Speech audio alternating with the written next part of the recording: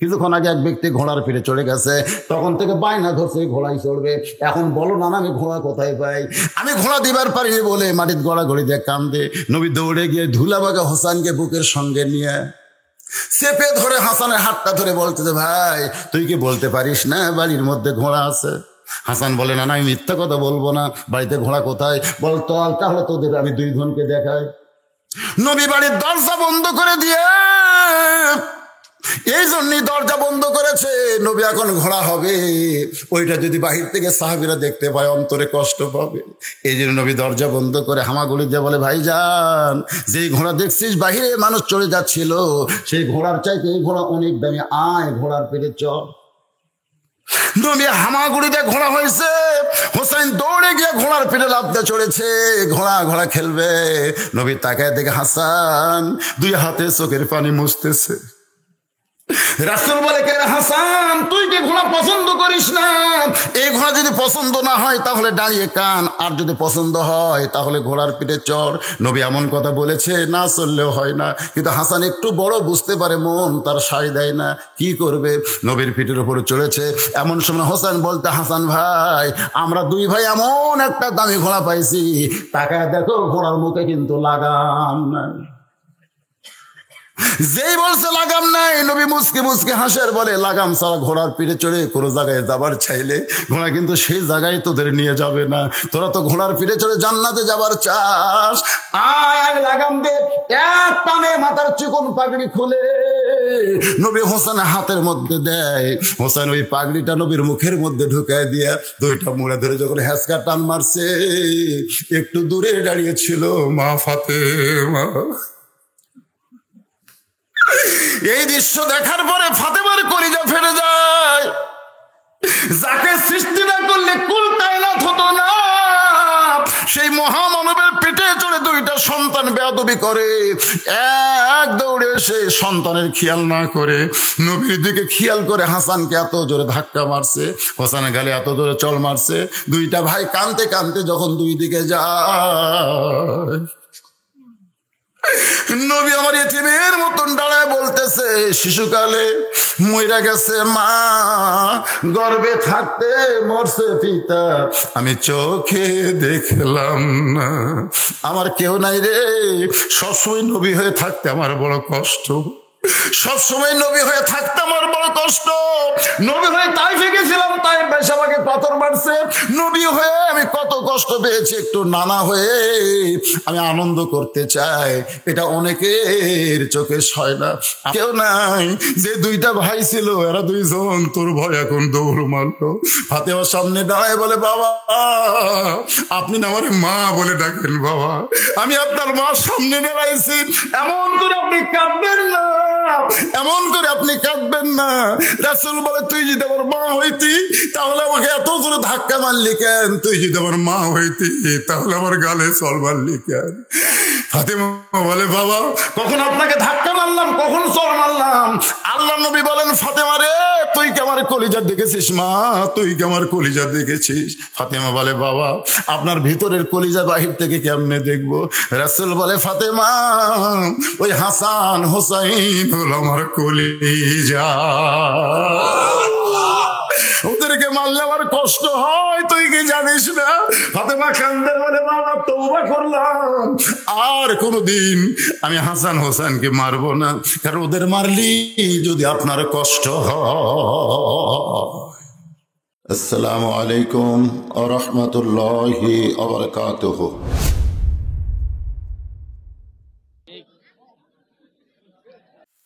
এক সেজদা দেওয়ার পরে জিবরাইল আরেক সেজদা দিছে। উসজুদু লি আদমের মধ্যে সেজদার কথা আছে, কিন্তু কয় সেজদা দেওয়া লাগবে তার কথা আছে? একটু হ্যাঁ হু কন, কোন সেজদার কথা 2টা দাও কি 4টা দাও এরকম কিছু আছে? শুধু বলেছে আদমকে সেজদা করো, এক সেজদা দিলেই চলতো, কিন্তু জিবরাইল সেজদা দেওয়ার পরে আবার সেজদা গেছে। তো এখন সমস্ত মুসল্লি ফেরেশতারা তারাও তো ইমামকে অনুসরণ করে কয় সেজদা দিছে? সেজদা যখন কমপ্লিট হয়ে গেছে তখন আল্লাহ ফেরেশতাদের বললেন, এই উসজুদু শব্দের অর্থ কি? ফেরেশতা বলতেছে সেজদা করো। তো তোরা 2 সেজদা দিলি কেন? ফেরেশতা বলে, আল্লাহ আমাদের কোনো দোষ নাই, দোষ হলো ইমামের। কারণ আপনি ইমামকে অনুসরণ করতে বলেছেন, আমরা ইক্তেদা করেছি। এখন ইমাম যদি দুটা দেয়, আমাদের দুটা দিতে আপত্তি কোন জায়গায়? আল্লাহ বললেন, ফেরেশতারা আমার বান্দারা যদি এরকম নামাজ পড়তো তাহলে 2 সেজদা দিত না, লোকমা দিত। ধরে কোন কি দিত? কিন্তু তোদের লোকমা নাই। আমাদের বাংলাদেশে আমরা লোকমা বুঝি না। লোকমা বুঝেন? লোকমা মানে কি? ইমাম যদি ভুল করে পিছন দিক থেকে মুসল্লিরা লোকমা দেয়। আজকে আমাদের বাংলাদেশের মসজিদের ইমাম ভুল করলে আমরা লোকমা দেই, কিন্তু সমাজের নেতারা যদি কোনো ভুল করে আমরা কোনোদিন লোকমা দেব? এবার সিংড়া উপজেলায় 13টা মাহফিল নিছি। ধরে কোন কয়টা? 13টা। আমি যদি একটা মাহফিলে না আসি, বিজ্ঞাপনে আমার নাম আছে কিন্তু আমি আসিনি, যদি বলা হয় আমার পক্ষ থেকে হুজুর খুব অসুস্থ, তারপরে কি আপনারা মানবেন? আর আপনাকে এমপি সাহেব কয়টা তো আসেনি? একটা তো আসেনি, সবগুলোতে নাম আছে। চিন্তা করে দেখেন, এমপি নাম থাকার পরেও না আসলে কোনো কথা নাই। আমরা হুজুররা তো দেখলে একটা মিস করি, ফেটে ফেলে দিবি। কথা ঠিক করে। তার মানে বোঝা গেল আমরা যদি ভুল করি লোকমা আছে, কিন্তু সমাজের নেতারা যদি ভুল করে কোনো লোকমা নাই। শুধুমাত্র মসজিদ ভালো রাইকা কোনো লাভ হবে না, মসজিদের আওতাধীন গোটা বাংলাদেশকে লোকমা দিয়ে আমাদের ভালো রাখা লাগবে। ধরে কোন ঠিক কি না? আমাদের চেষ্টা খালি মসজিদটা ভালো রাখো, বাদ বাকি যা হয় হয়ে যাক। কেন আপনি ভালো জায়গায় কতক্ষণ থাকেন? 5 ওয়াক্ত নামাজে, এই যে আপনি 5 ওয়াক্ত নামাজে হিসাব করেন তো ভালো জায়গার মধ্যে আপনি কতক্ষণ থাকেন? কতক্ষণ? প্রত্যেক ওয়াক্ত যদি 20 মিনিট করে ধরেন, এটা বেশি ধরলাম আর কি। অনেক লোক তো শেষে যা আগে আসে, এরকম লোক বেশি না? অনেকে শেষে যাবি আবার আগে বাড়াবে, এর কি হিসাব করলে তো 5 ওয়াক্ত মিলা 10 মিনিট হয়। কিন্তু আমরা যারা পাকা মুসল্লি 20 মিনিট করে ধরলে 100 মিনিট হবে। 24 ঘন্টার মধ্যে 100 মিনিট আমরা ভালো জায়গায় থাকি, আর বাদ বাকি সময় কোন জায়গায়? ওই যে মেয়ে মানুষের আমাকে একদম দেখায় বলতে, হুজুর অনেক মেয়ে মানুষ হয়েছে। আমি অনেক 1 লক্ষ হলেও তো লাভ নেই, কারণ ওরা যা তাই। কথাটা বললেন, যা আসলো আমি যতই বাস করি জলসাজি বাংলা দেখা চলবি রে, ওরা আমার একটা বাজে শুনবি না। আমি মা বোনদের জন্য বলি, যতদিন তোমরা স্টার জলসাজি বাংলা দেখবা ততদিন তোমার একটা ওয়াজও কাজে লাগবে না। কারণ তোমাদের কারণে মুসলমানের ঘরে হিন্দুকের পূজার বাদ্য বাজতেছে। ধরে কোন কথা ঠিক কি না? নাম তো হরিপুর, তো মসজিদ কেন?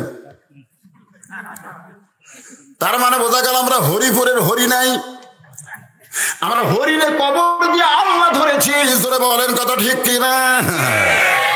আমাদের হরি আছে কিন্তু ঘরত আছে। আমাদের স্টার জলসায় হরি হরি হরি হরি করতেছে না?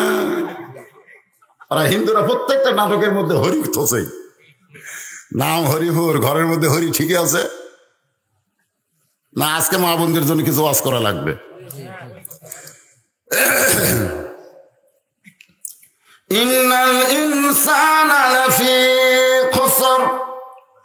নিশ্চয় মানুষগুলো ক্ষতির মধ্যে। আল্লাহ কেন বললেন এটা বোঝানোর জন্য বলতেছি। ফেরেশতারা বলতেছে, আল্লাহ আমাকে ধরেন না, ধরেন ইমামক।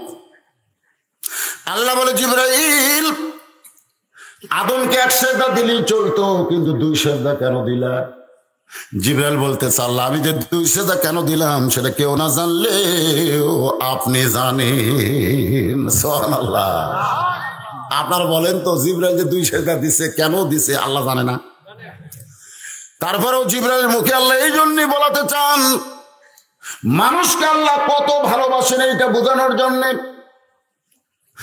আল্লাহ বলে, জিবরাইল আমি জানার পরেও তোমার মুখে শুনতে চাই। জানার পরেও মা তার সন্তানকে সাজায় দিছে, সকালবেলা বাপের সঙ্গে নানার বাড়িতে গেছে।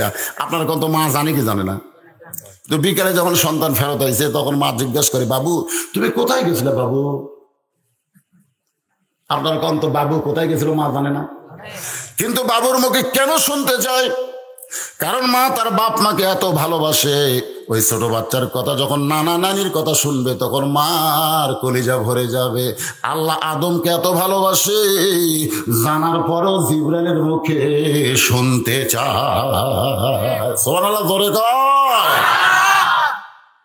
কোন সময় সুবহানাল্লাহ 60 কোয়া লাগবে তাও জানেন না আপনারা? কত বড় কথা, আদমকে আল্লাহ কত ভালোবাসে এটা জিবরাইলের মুখে আল্লাহ শুনতে চায়। ফেরেশতা জিবরাইল বলে, আল্লাহ প্রথম সেজদা দিয়েছে আপনার হুকুমে। তার মানে কি বোঝা গেল? উসজুদু লি আদম। ফেরেশতাকে আদমও সেজদা দিছে? এ কথা কন, ফেরেশতাকে আদমও সেজদা দিছে না আল্লাহর হুকুমকে দিছে? এটা বুঝবেন। ফেরেশতারা সেজদা দিয়েছে আল্লাহর হুকুমকে। জিবরাইল বলতেছে প্রথম সেজদা দিয়েছি আপনার হুকুমে। কিন্তু সেজদার ভিতরে গিয়ে দেখতে পাই,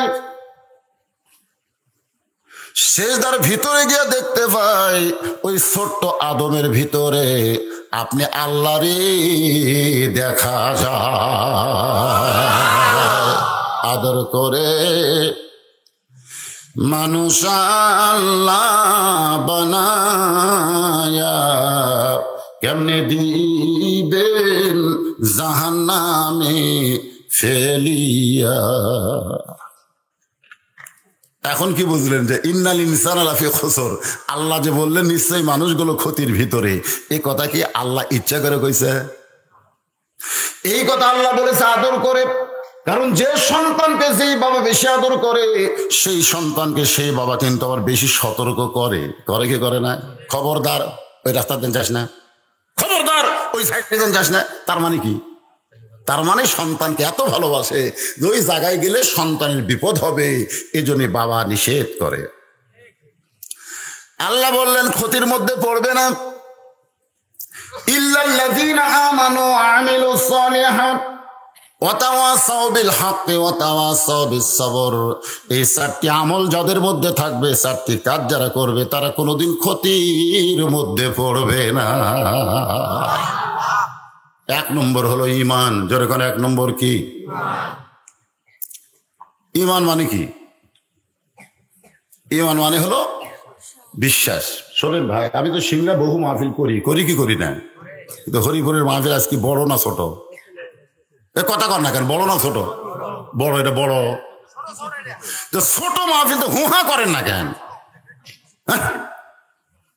এখন বাছাই করা বান্দাদেরকে আল্লাহ আজকে এখানে পাঠাই দিছে, এটা বাছাই করা।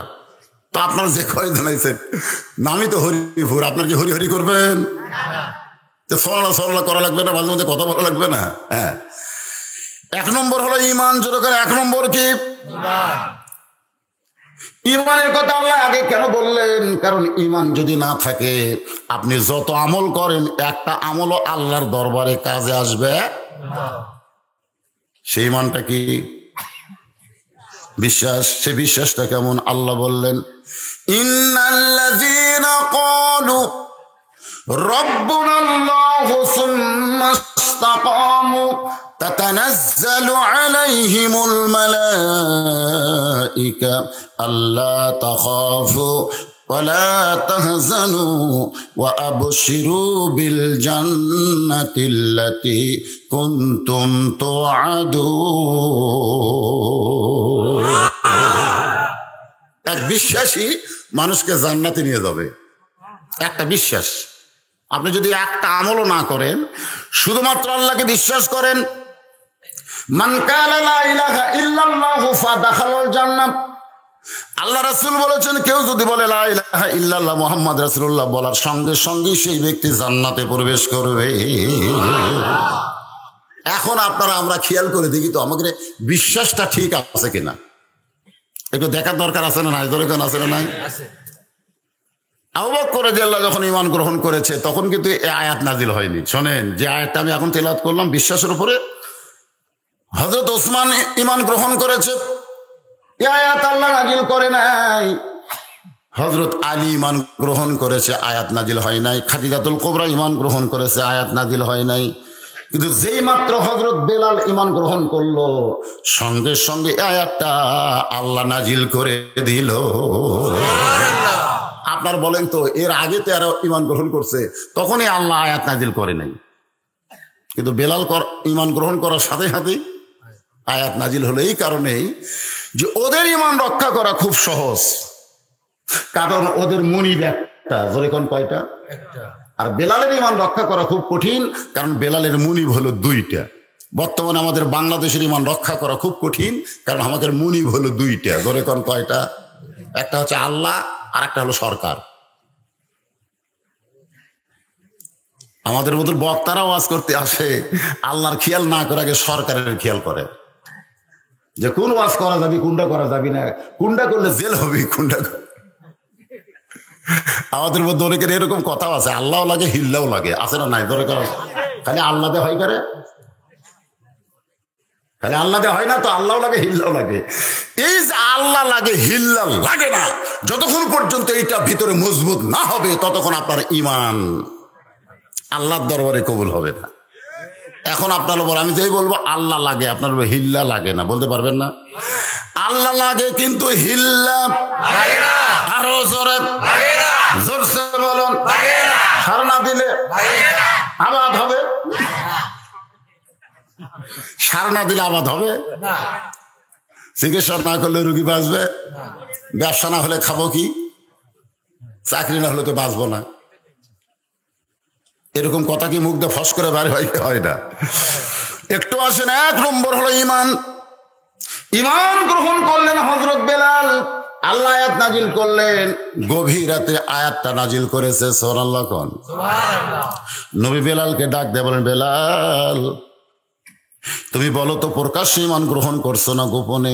বেলাল বলে, হুজুর বর্তমানে যে পরিবেশ, আমার প্রকাশ্যে ঈমান গ্রহণ করার কোনো সুযোগ নাই।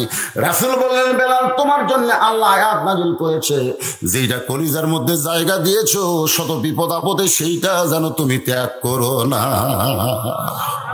যদি তুমি শত বিপদ আপদ মুসিবতের মধ্যেও ঈমানটাকে অন্তরে রাখতে পারো, আল্লাহ ঘোষণা করেছেন ফেরেশতা দিয়া, আল্লাহ তাখাফ তোমার কোনো ভয় নাই, ওয়ালা তাহজান তোমার কোনো চিন্তা নাই, ওয়া আবশিরু বিল জান্নাহ এই দুনিয়া থেকে মরার আগেই আল্লাহ তোমাকে জান্নাত দেখায়া তারপরে মৃত্যু দিবে।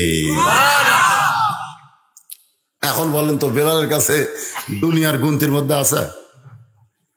গভীর রাতের হযরত বেলালের জীবনে এটা পড়বেন, তেনাকে তার মুনিব এত ঘৃণা করতো যে গোয়াল ঘরে রাখতো। গোয়াল ঘর বলতেন আপনারা, যে ঘরে উট দুম্বা ঘোড়া থাকে, সেই ঘরের মধ্যে বেলালকে রাখতো। বেলালের জন্য আলাদা কোনো ঘর ছিল না।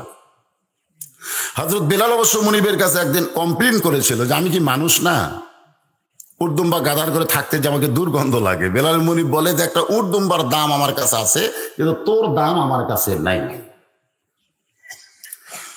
মানবতার কোন স্বীকৃতি যখন হযরত বেলাল পায় নাই, তখনই ইসলাম ধর্ম গ্রহণ করেছে, মানবতা পাওয়ার জন্য। যখন সুবহানাল্লাহ। গভীর রাত্রে ফেরত গেছে গোয়াল ঘরে, ঈমান গ্রহণের পরে গিয়ে দেখে উট দুম্বা গাদাগুলো সব দাঁড়িয়ে আছে, কারো নিচে কোনো পেশাব নাই, পায়খানাই না। সুবহানাল্লাহ। আসতে গেলেন কেন? মাল্লাহুল মাওলা ফালাহুল কুল। কেউ যখন মওলার হয়ে যায়, কুল মাখলুক আল্লাহ তার জন্য গোলাম বানায় দেয়। জোরে কান সুবহানাল্লাহ।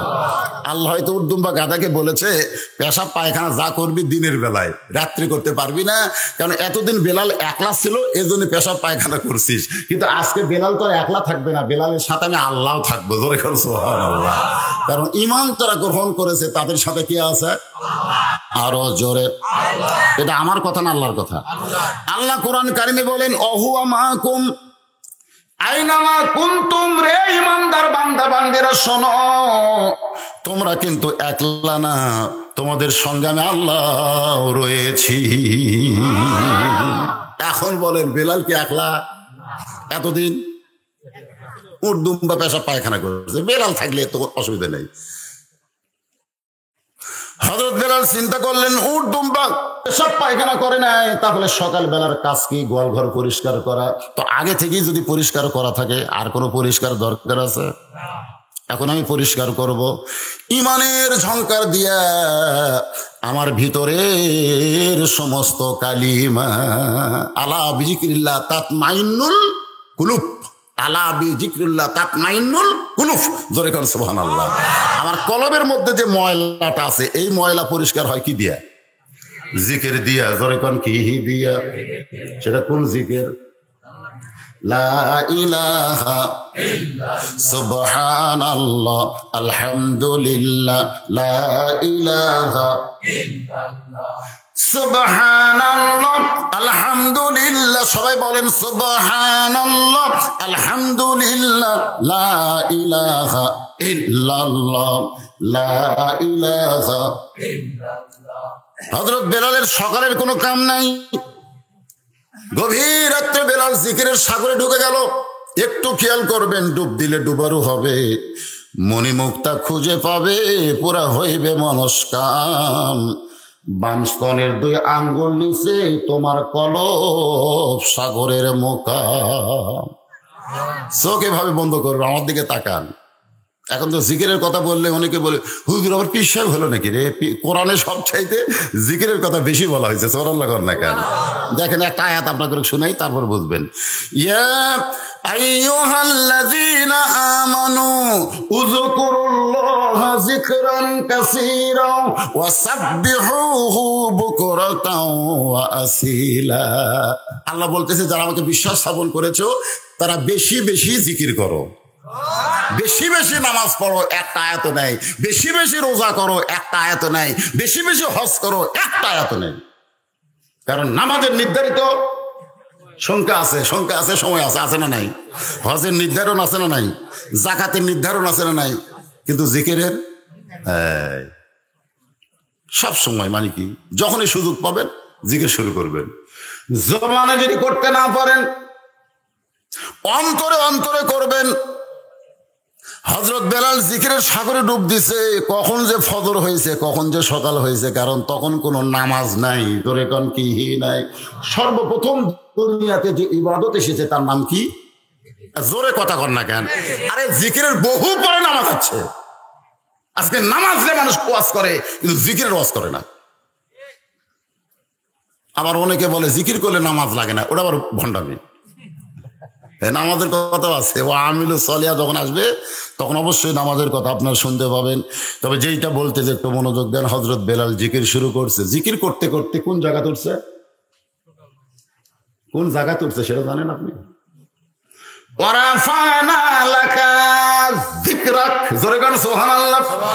জিকির করতে করতে মানুষ জিকিরের মালিক আল্লাহ পর্যন্ত পৌঁছে যায়। জোরে গান সুবহানাল্লাহ। দেহ আছে গোয়াল ঘরে, কিন্তু বেলালের রুহটা আমার আল্লাহর মধ্যে বিলীন হয়েছে।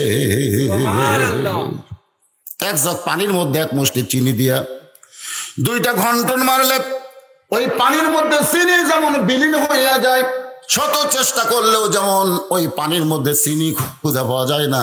আল্লাহর কোনো বান্দা কলবের দিকে মোতাবাজ্জহ হয়ে যখন আল্লাহর জিকির করে, যতক্ষণ জিকিরের মধ্যে থাকে, ওই বান্দাকে আল্লাহ থেকে ততক্ষণ আলাদা করা যায় না।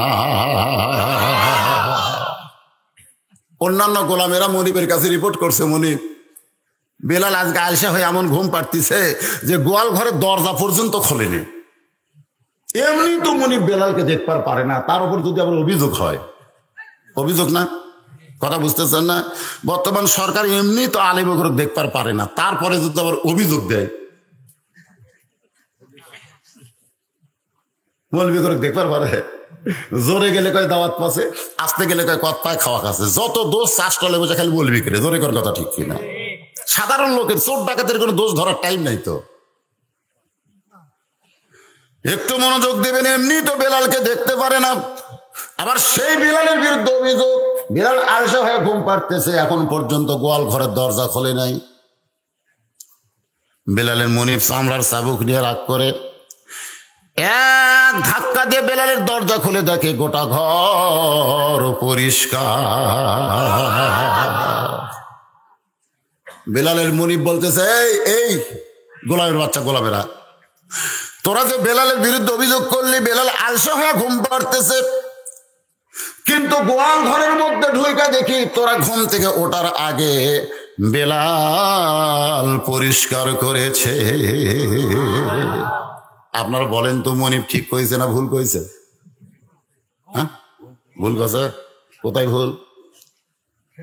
তোরা ঘুম থেকে ওঠার আগে বেলাল ঈমান দিয়া তার জীবনের সমস্ত কালিমাকে পরিষ্কার করেছে। আসলে মুনিব ওইটা কয় নাই, কিন্তু কথাটা ঠিকই আছে। তোরা যখন ঘুমের মধ্যে ছিলি তখন বেলাল কি করছে? গোয়াল ঘরের কথা বলতেছে মুনিব, কিন্তু বেলাল কোন ঘর পরিষ্কার করছে? মন আমার দেহ ঘড়ি সুন্দর করি বানাইছে কোন কারিগরে, মন তো রইলি খাঁচার আসে, খাঁচা যে তোর কাঁচা বাসে, কোন দিন খাঁচা পড়বে খসে, কোন দিন খাঁচা পড়বে খসে, জ্ঞানী গুণী কয় খাঁচার ভিতর অসীন পাখি কেমনি আসে যায়। আল্লাহর বান্দার একটু মনোযোগ দেন। বেলাল রে বেলাল, তোর বিরুদ্ধে গোলামেরা নালিশ করেছে, তুই আলসা হয়ে গেছিস, ঘুম পাড়তেছিস। কোথায় বেলাল? বেলালের কাছে, কিন্তু বেলালের মনিব চিল্লায়, কিন্তু বেলালের কানের মধ্যে কথা ঢোকে না, কারণ বেলাল আসল মনিবের প্রেমে পড়েছে। আজকে আমাদের বাংলাদেশে আসল মনিবের প্রেমে যারা পড়বে, নকল মুনিবকে তারা তোয়াক্কা করবে না। জোরে কোন কথা ঠিক কি না? কিন্তু আমাদের অবস্থা কি? 1200 টাকার জুতা মসজিদ দরজাত না থুয়ে ভিতরে থুই, যেখানে নামাজ পড়ে কাঠের বাক্সে জুতা রাখছে। কেউ তো আর মসজিদে নাই, একলাই চোর মনে করতেছে, কেউ নাই দেখি। আর জুতা কোন জায়গা যায় দেখে, ওরে বাবা খুব চালাক। কাঠের বাক্সের কাছে নামাজ পড়তেছে, কাঠের বাক্সে জুতা রাখছে। চোর ভাবতে জোহরের সুন্নত 4 রাকাত, কেবল 1 রাকাত হচ্ছে, এখনো 3 রাকাত বাকি আছে, জুতা নিয়ে চলে যাবে এই মনে করে কেবল হাত দিছে। ওই খফ করে নামাজ বাদ দিয়ে চোরের হাত দিচ্ছে। চোর বলতেছে, আল্লাহ বড় চোর কে? আমি জুতা চোর না নামাজ চোর? আজকে আমাকে মন 2 দিকে চলে গেছে, জুতাও বাঁচান লাগবে, নামাজও পড়া লাগবে। ধরে কর কথা ঠিক কিনা?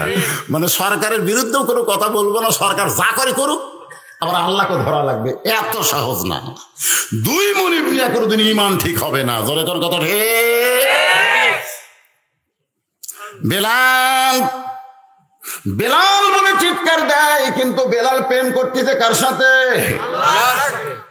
বেলালের মুনিব কয় করে আমার কাছে বেলাল বসে ঝুঁকতেছে, এরকম ঝুঁকতেছে। দেখবেন যখন আল্লাহর কোরআনের সঙ্গে কেউ প্রেম করে, ছোট ছোট বাচ্চারা হাফিজে মাদ্রাসাকে দেখবেন এর কোরআন শরীফ খালি ঝুঁকতেছে না?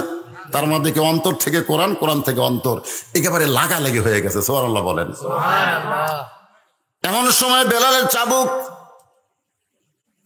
ওই মুনিবের চাবুক বেলালের পিঠে মারছে, যে আমি মুনিব হইয়া তোরে ডাকি, তুই আমার ডাকি সাড়া দিস না। ঘাট তেড়ে যেই বাড়ি মারছে, জবান ফসকে বের হয়ে গেছে, লা ইলাহা ইল্লাল্লাহু মুহাম্মাদুর রাসূলুল্লাহ। আমাদেরকে যদি মারতো আমরা কি বলতাম?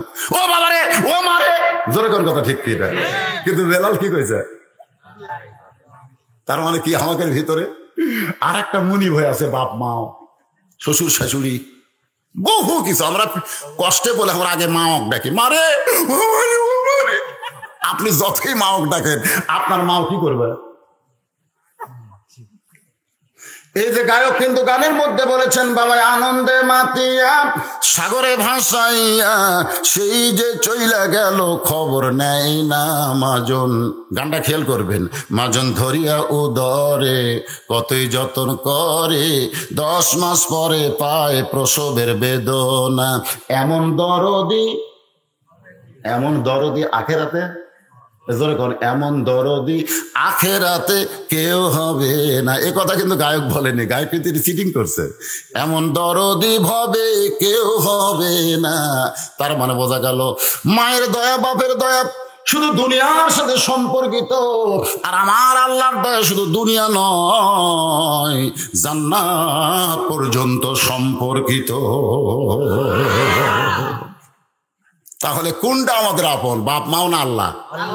না, বাপ মাও আপন দুনিয়াতে, কিন্তু আল্লাহ আপন সব জায়গায়। তাহলে আমাদের বিপদে পড়লে সর্বপ্রথম কার নাম বের হবে? আরো জোরে জোরসে বলেন। বিপদ এবং মুসিবত সর্বসময় আল্লাহ বলেছেন ইযা আসাবাতুহুম মুসিবাতুন ক্বালু ইন্না লিল্লাহি ওয়া ইন্না ইলাইহি রাজিউন। বেলালের মুনিবের চাবুক পড়ে গেছে, যেই বলছে লা ইলাহা ইল্লাল্লাহ মুহাম্মাদুর রাসূলুল্লাহ, সঙ্গে সঙ্গে মুনিবের চাবুক পড়ে গেছে। তার মানে বোঝা গেল যেখানে আল্লাহ শব্দ উচ্চারণ হবে সেখানে শয়তানের শক্তি জুরি না কমজুরি? আমাদের বাংলাদেশের মুসলমান তো আল্লাহু আকবার ভুলে গেছে। একটা অন্যায় দেখেন, আপনারা 500 জন তাকবীর দিয়ে মিছিল শুরু করেন, কিছু কুলাবি এখন কিছু কুলাবে না, বাবা জেলত যমুনা রে, জেলত যমুনা রে, খালি ভয়। মুনিবের হাতের চাবুক পড়ে গেছে, মুনিব থরথর করে কাঁপতেছে। বেলাল, আমরা তাকে শত্রু বিশ্বাস করি যে আমাদের বাপ দাদার ধর্মকে চুনকালি দিয়ে নিজে ধর্ম প্রচার করে, তুই আমার গোলাম হইয়া তার ধর্মে কখন ভর্তি হলি? ও বেলাল, আমার একটা মুনিব আছে, তার নাম হলো আবু জেহেল। কয়েকদিন আগে আবু জেহেল ঘোষণা করেছে, রে মুনিবেরা শোনো, তোমাদের গোলামের দিকে তোমরা খেয়াল করো, কারণ আমরা গোলামের উপর যে অত্যাচার করতেছি, এই অত্যাচার থেকে যদি বাঁচতে গিয়ে আব্দুল্লাহর এতিম পোলার দলে ভর্তি হয়ে যায়, তাহলে আমাদের মুনিবগিরি কিন্তু আর চলবে না। তার মানে কি বোঝাচ্ছে? যাদের উপর নির্যাতন করা হচ্ছে, আজকে বাংলাদেশে অর্থনৈতিক ভাবে, সামাজিক ভাবে সর্বদিক দিয়ে যাদের নির্যাতন করা হচ্ছে, তারা যদি একবার ইসলামকে গ্রহণ করে, ইমানকে ভিতরে নিয়ে আসে, ওদেরকে আর আমাদের দলে ভর্তি করা যাবে না। জোরে কোন কথা ঠিক বুঝতে পারতেছেন না? এইবার একটা আলুওয়ালারা হাসতেছে। এইবারে আমাকে এলাকাতে আলু আবাদ করছে, ওরা একটা হাসতেছে, হ্যাঁ দাম বেশি আছে। গতবার খালি কান্দে, খালি কান্দে, সারের দাম বেশি, ওষুধের দাম বেশি, সব কিছুর দাম বেশি, হুজুর আলুর দাম কম। এটাই হলো কৃষকদেরকে নির্যাতন করা। ধরে কোন কথা ঠিক কিনা? আবাদ করে দাম পায় না, তার মানে কি? ধান আবাদ করতেছেন, কাটার সাথে সাথে কি আপনার দাম পাবেন? তাই তখন কম দামে বেচা লাগে, পরে যখন আপনাকে বেচা শেষ, ওরে বাবা, তখন হবে দাম। এটাই হলো নির্যাতন। এই নির্যাতন থেকে আপনার একটাই মাত্র বাঁচার উপায় হলো সুদ ভিত্তিক অর্থনীতিকে কবর দিয়া আল্লাহর কোরআন ভিত্তিক অর্থনীতি চালু করতে হবে। ধরে কোন কথা ঠিক এটা না, না আমরা এই কথা বললি কবি হুজুর আবার মসজিদের উন্নয়ন ওয়াজ করবে, সে রাজনীতি করতেছে। সবই ঠিক, সবই ঠিক, কোনো রাজনীতি হবে না। কোরআনের ইমান থেকে সূরা আসর আপনাদের সামনে আলোচনা হচ্ছে, একটু মনোযোগ দিয়ে শুনবেন। বিরক্ত হচ্ছেন? হযরত বেলাল মুনিবের সামনে দাঁড়ায় বলতেছে, এমন একজন মুনিবকে কলিজার মধ্যে জায়গা দিয়েছি, ইন্নাল্লাযীনা ক্বালু রাব্বুনাল্লাহ, নিশ্চয় যারা আল্লাহকে রব বলে স্বীকার করেছে, এর প্রতি ইস্তেকাম সুম্মা ইস্তাকাম, এর প্রতি এমন ভাবে অটল হয়েছি, আমাকে যদি টুকরা টুকরা করেন, আমি যে মুনিবকে গভীর রাতে ধরেছি ওই মুনিবকে আর কোনোদিন আমি ছাড়ব না। আয়াত কেমনি নাজিল হয়েছে? সারাদিন ধরে মারছে, মারার কমতি করে নাই, কালো মানুষকে মারতে মারতে গোস্তের টুকরার মতো লাল করেছে। একটা বড় বেলাল বলে নাই আমারে লাগতেছে, আমারে মাইরো না, আমার কষ্ট হয়, একটা বারের জন্য বলে নাই। সর্বসময় শুধু মুখে বলেছে লা ইলাহা ইল্লাল্লাহ, লা ইলাহা ইল্লাল্লাহ। যখন বেলালকে নিয়ে আসা হলো আবু জেহেলের কাছে, আবু জেহেল বলতেছে মারতে কইছি, তাই বলি এত মারলি কেন? এটাকে একটা মারার সাইজ হলো? কালো মানুষ গোস্তের টুকরার মতন হয়ে গেল, চামড়া সব উঠে গেছে, এত মারলি কেন? চামচাগুলো বলতেছে নেতা, এত মারার পরেও দেখেন ওর মুখের মধ্যে একটা শব্দই শুধু উচ্চারণ হয়, অন্য কোনো শব্দ নয়। আবু জেহেল দৌড়ে গিয়া বেলালের কানের সঙ্গে, বেলালের মুখের সঙ্গে কানটা লাগায় শুনতে পায়, তখন হযরত বেলাল আল্লাহ আল্লাহ জিকির করতেছে। এত মারার পরেও যখন ইমান হারা করতে পারো নাই, তাহলে কি করা যায়? সবাই বলতেছে ও তো মরিয়ে যাবে, মরার আগে ওরে পাথর চাপা দেন। এত ওজনের একটা পাথর চাপা দেওয়া হয়েছে। ওই পাথরটা আজও মক্কার মিউজিয়ামের মধ্যে সংরক্ষিত আছে। সুবহানাল্লাহ। মক্কার মিউজিয়ামের মধ্যে সুমায়াকে হত্যা করেছিল যে বর্ষা দিয়া, সেটা আছে। বেলালের বুকের উপর যে পাথর চাপা দেওয়া হয়েছিল, আমাদের বাংলাদেশে টন বোঝেন, টন টন টন বোঝেন, 27.5 মনে, সেখানে 1.5 টন ওজনের একটা পাথর বেলালের বুকে চাপা দিল। চাপা দেওয়ার সঙ্গে সঙ্গে বেলাল ফুটুস করে পড়ে যাবে। ওরা চাপা দিয়ে হাসতে হাসতে চলে যায়।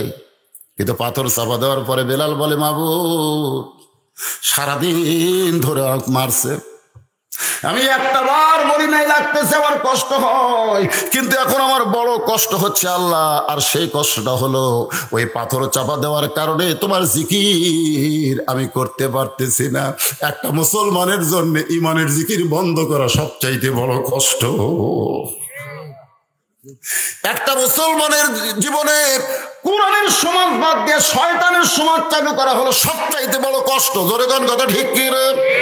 আল্লাহ, তুমি যদি আমার জাতির পিতার জন্য নমরুদের চুলার আগুন শান্তির বাগান করতে পারো, তুমি যদি মুসা নবীর জন্য সাগরকে রাস্তা বানাই দেবার পারো, তাহলে তুমি পারবে এই বেলালের বুকের পাথরকে তুলার মতো পাতলা করে দিতে। লিল্লাহ তাকবীর। ইমানের বলে বলেন হইয়া হযরত বেলাল বুকের পাথর তুলার মতন পাতলা করতে চাইছে। কি করার জন্য? দৌড় মারার জন্য না, ওই জিকির করতে যেন কোনো কষ্ট না হয়। সকালবেলা বেলালের লাশ নিতে আইসে দেখে, বেলালের লাশ নিতে আইসে দেখে বুকের পাথর নিঃশ্বাসের সঙ্গে উঠতেছে আর ডাবতেছে। শামসগুলো দৌড় মারছে, নেতার কাছে, মরে নাই, মরে নাই, বেলাল মরে নাই।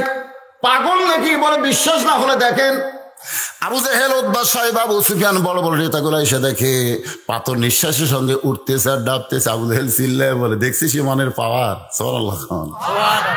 ইমানের পাওয়ারে কি হয়?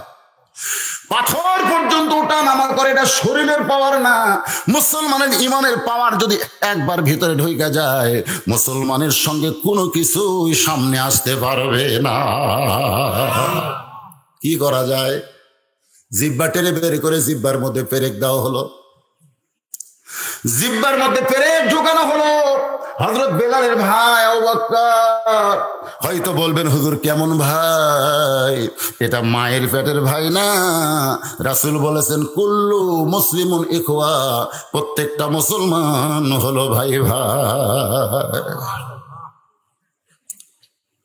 1000 আশরাফি কোন কিতাবে লিখছে 10,000 স্বর্ণ মুদ্রা ওই আহত বেলালের বিনিময়ে আবু বকর দেওয়ার পরে মুক্ত করে যখন নবীর কাছে নিয়ে যায়, নবী আমার নিজের হাতে বেলালের জিব্বার পেরেকগুলো টেনে বের করে বেলালের কপালে চুমা খায়। রাসূলের চোখের পানি দেখে বেলাল মুচকি মুচকি হাসে। আল্লাহ নবী বলে, বেলাল এত কষ্ট দিয়েছে বাজান, আমরা দূরে থেকে শুনেছি দেখেছি, কিন্তু আমরা সংখ্যায় নগণ্য বলে তোকে আমরা সাহায্য করতে পারি নাই। বেলাল বলতেছে, রাসূলুল্লাহ, হুজুর আপনি কাঁদবেন না, আপনি কিসের কারণে কাঁদতেছেন? বলে, তোমাকে এত মার মারছে, তোমার বুকে পাথর চাপা দিয়ে রাখছে, জিহ্বার মধ্যে কাঁটা ঢুকাই দিয়েছে। বেলাল বলে, রাসূলুল্লাহ, ওই কলেমার এত স্বাদ, ওই কলেমার এত মজা, আমি কলেমার জিকির যখন করেছি, আমার আল্লাহ তাআলা জান্নাতের দরজা আমার সামনে খুলে ধরেছে। আমি জান্নাতের দরজা দেখেছি, জিকির করেছি, ওদের কোনো কষ্ট আমার কলিজা পর্যন্ত পৌঁছে না।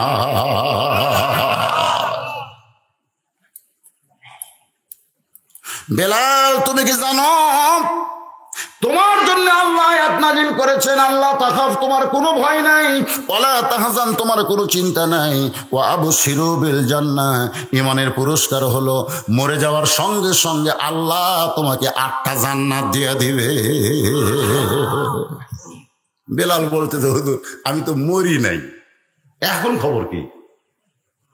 তখন বলা হচ্ছে, ওয়া আমিলুস সলিহাত, ঈমানের পরে 2 নম্বর যে স্টেপটা আসবে তার নাম কি?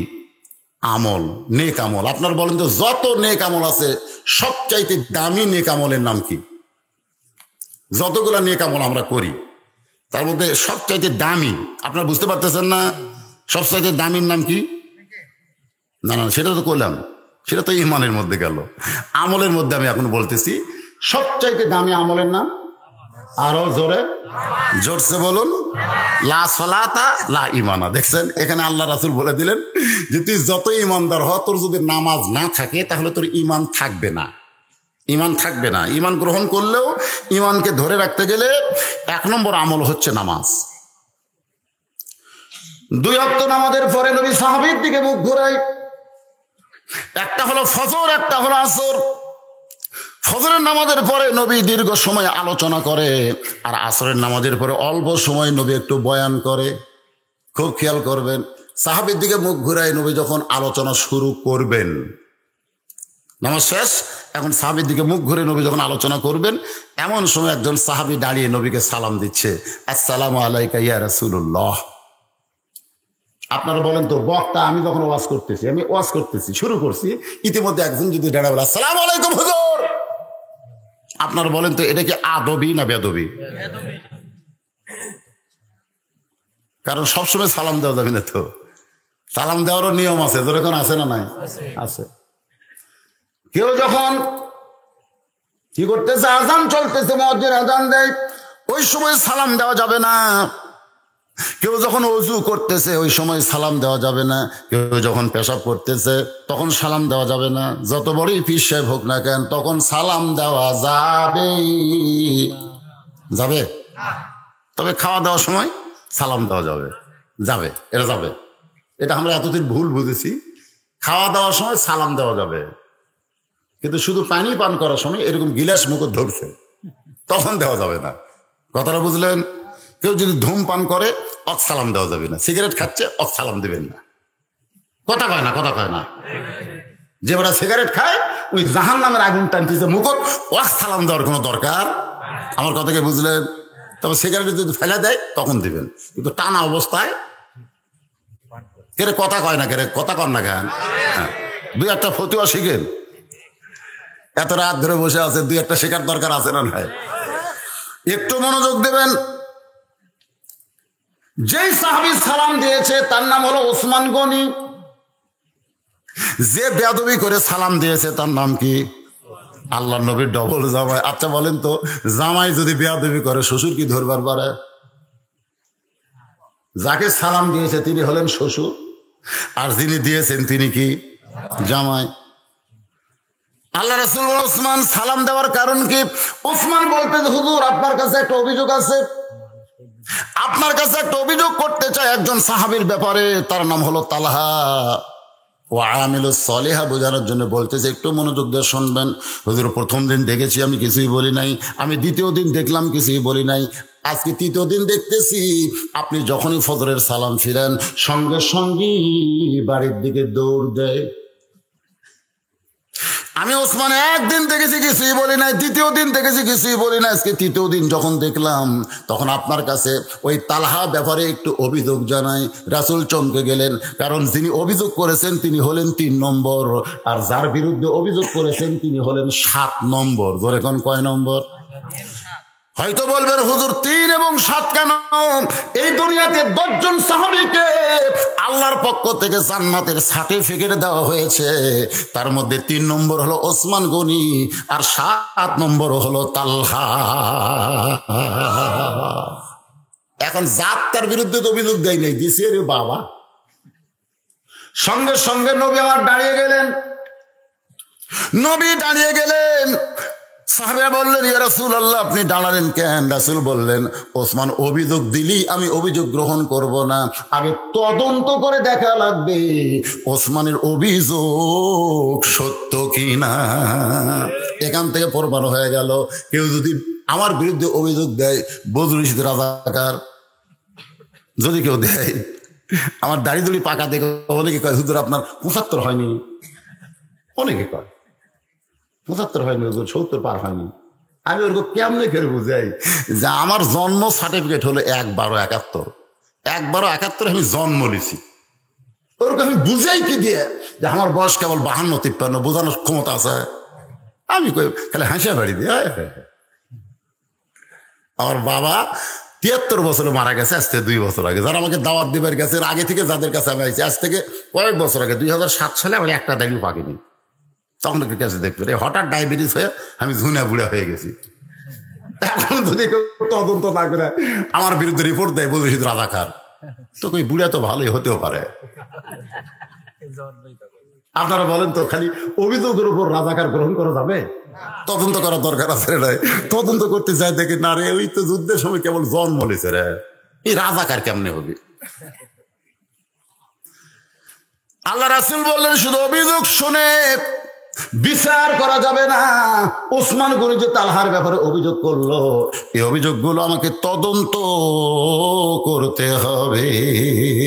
ইন্নাল্লাহা ইয়ামুরুকুম আন তুআদ্দুল আমানাতি ইলা আহলিহা ওয়া ইযা হাকামতুম বাইনান নাস আন তাহকুমু বিল আদল। আল্লাহু আকবার করবেন না? আল্লাহর কোরআন যখন তেলাওয়াত হয় ঈমান বাড়ে না কমে? তাহলে ঈমান বাড়ার লক্ষণ কি? আল্লাহু আকবার। নবী মসজিদ থেকে যখন বের হলেন, প্রত্যেক সাহাবী মসজিদের মধ্যে গুনগুন করতেছে যে ওসমানের মতন একজন মানুষ, ওসমানের মতন একটা মানুষ অভিযোগ করলো, তাও হুজুর তদন্ত গেল। কি মনে করতেছেন, ওসমান কি মিথ্যা কথা নাকি? মানে গুনগুন গুনগুন করতেছে। আল্লাহ রাসূল চুপ। মানে রাসূলকে সাহাবীরা কেমন মানতো আপনারা তো জানেন। চুপ। এই আমি একলা তদন্তে যাব না, তোমরা কি যাবা? ওমর ফারুক বললেন হুজুর যদি আপনি সাথে নেন তাহলে আমাদের কোনো আপত্তি। এই কথার দ্বারা বোঝা গেল শুধু এক দল তদন্ত করলে হবে না, সর্বদলীয় তদন্ত লাগবে। জোরে কোন কথা ঠিক কি না?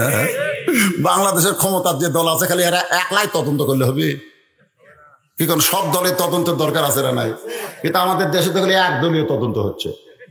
তা তদন্ত করতে থেকে যে হুজুর দেখতে পারে না, জোরে গেলে কয় দাওয়াত পাচ্ছে, আসতে গেলে কত পায় খাওয়া খাচ্ছে, ওকে আবার তদন্তের দায়িত্ব দিছে।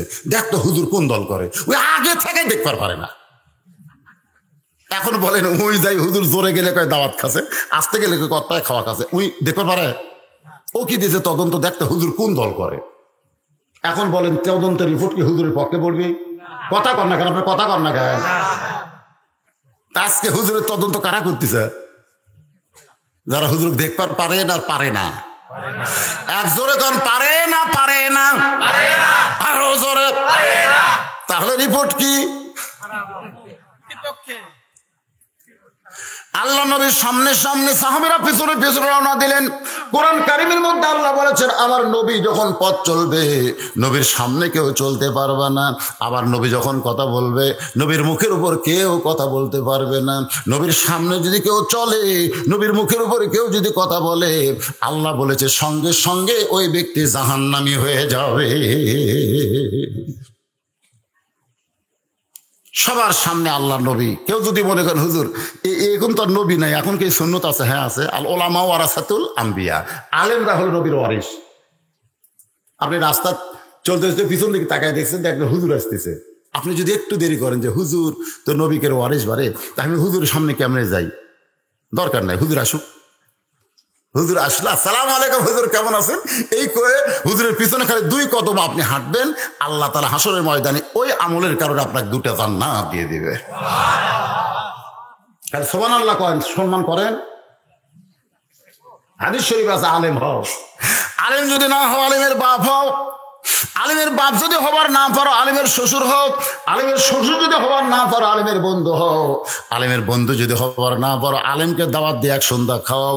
এটাও যদি তুমি না পারো, আলেম রাস্তা দিয়ে গেলে মহব্বতে আলেমের পেছনে 2 কদম হাঁটো, এই ওসিলায় আল্লাহ তোমাকে মাফ করে দিবে।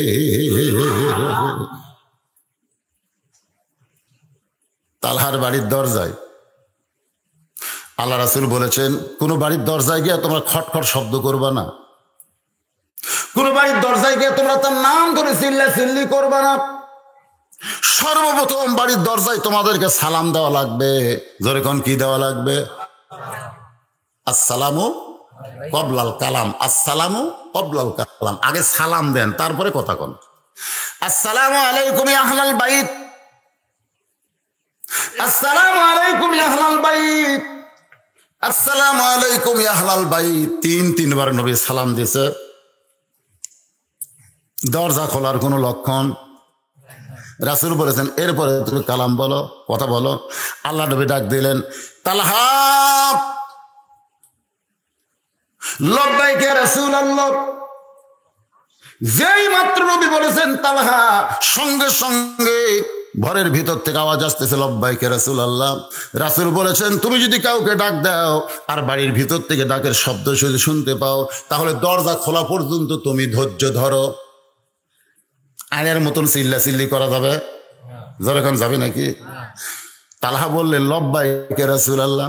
নবী আবার ডাক দিলেন তালহা, সঙ্গে সঙ্গে বলে লব্বাইক ইয়া রাসূলুল্লাহ।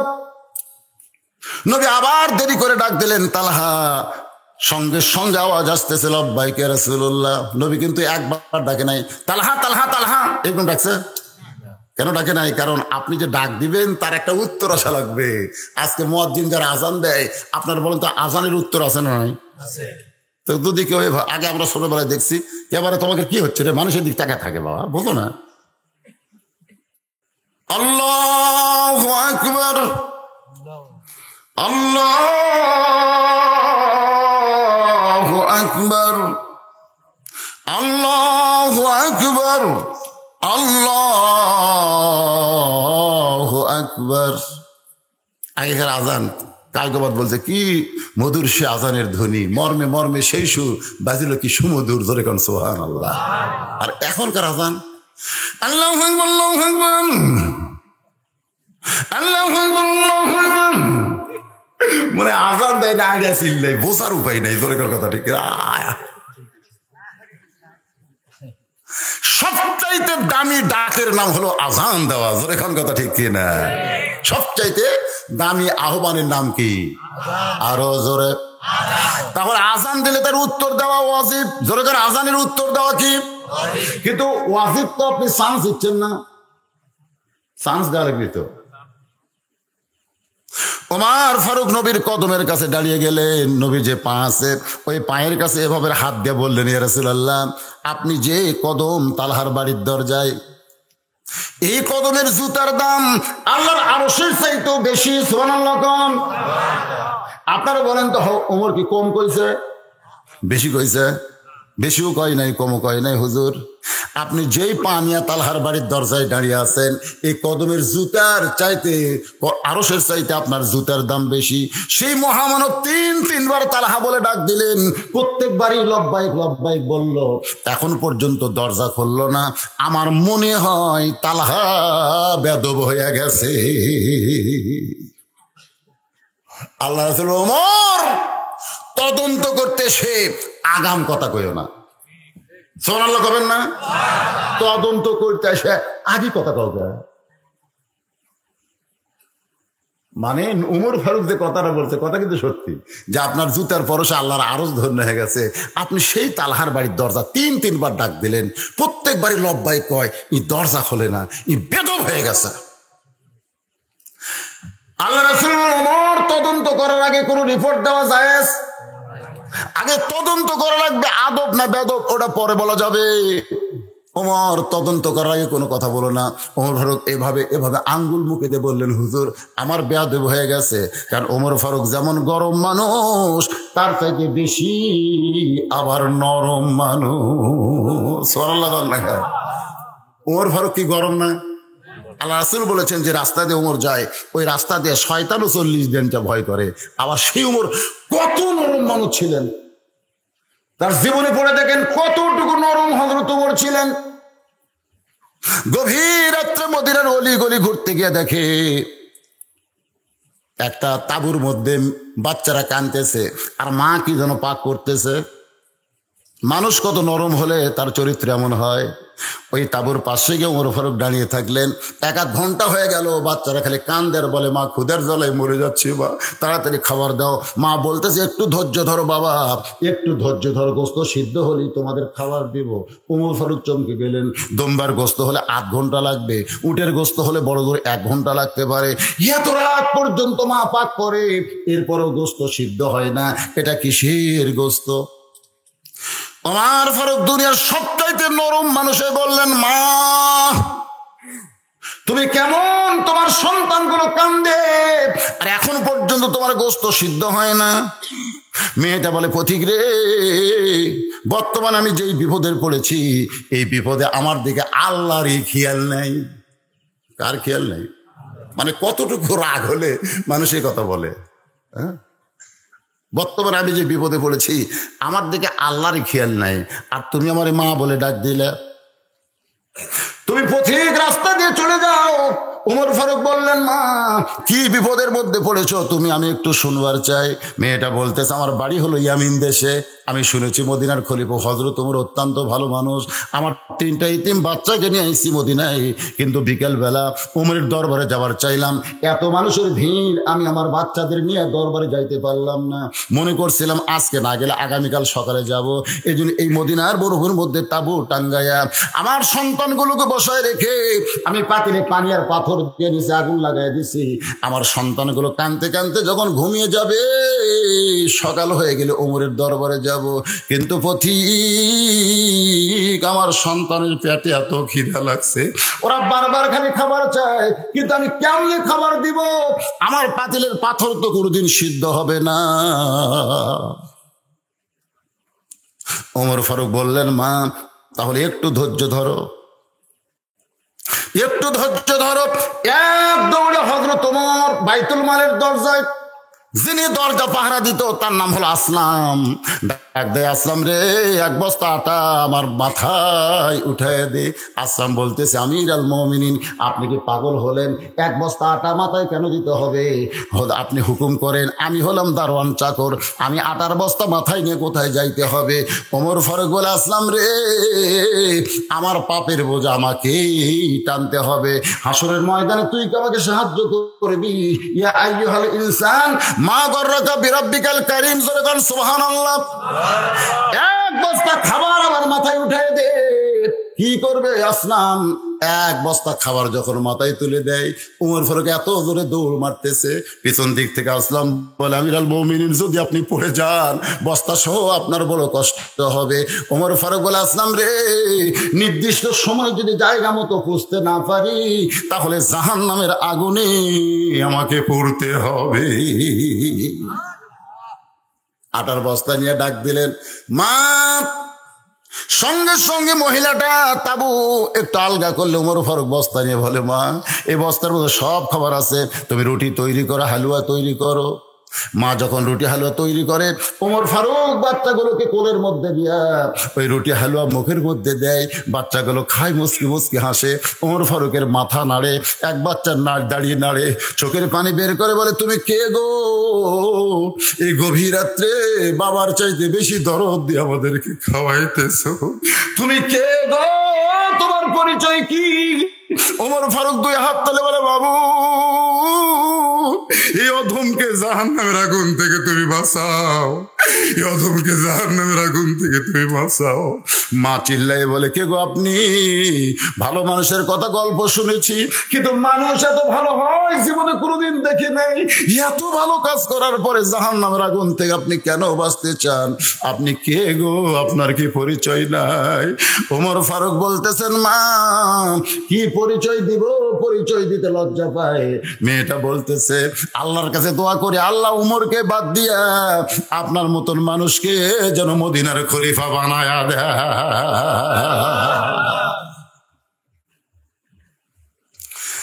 যেমন তিনি গরম ছিলেন, তার চাইতে বেশি আবার কি ছিলেন? নরম ছিলেন। এরকম মুখে আঙ্গুল দিয়া চিন্তায় পড়ে গেলে, আমার কথায় নবী হয়তো বেজার হয়ে গেছে, আর নবী বেজার হয়ে গেলে তার সব কি, তার আমল নামা সব শেষ হয়ে যাবে। ওর ফারুক মনের দুঃখে তালহার বাড়ির চারিধার ঘুরতে যারা ভাবতেছে, এত মহব্বত তোর বাড়ির ভিতরে, নবী দরজায় ডাকে, তুই লব্বাইক বলিস, দরজা খুলিস না, দেখি তোর বাড়ির মধ্যে কি আছে, বাহির থেকে কাজ করা যায় কিনা। ওমর ফারুক গোটা বাড়ি ঘুরতে ঘুরতে হঠাৎ বাড়ির এক প্রাচীরের ফাটল দিয়া ভিতর দিকে তাকায় দেখে ছোট্ট একটা মাসুম বাচ্চাকে রশি দিয়া তালহা খুঁটির সঙ্গে বেঁধে রাখছে, আর ওই বাচ্চারা শুধু মা মা মা, বাবা বাবা বলে বলে কাঁদতেছে। ওমর ফারুক চমকে গেলেন, একটা মাসুম বাচ্চাকে গরু ছাগলের মতন রশি দিয়া খুঁটির মধ্যে বেঁধে রাখছে, আর বাচ্চাটা এইভাবে কাঁদতেছে, কত বড় নির্দয়। এটা দেখার পরে হযরত ওমর আল্লাহর নবীর কাছে অভিযোগ করার জন্য ঘুরে আসতেছে। এমন সময় তালহা দরজা খুলেছে।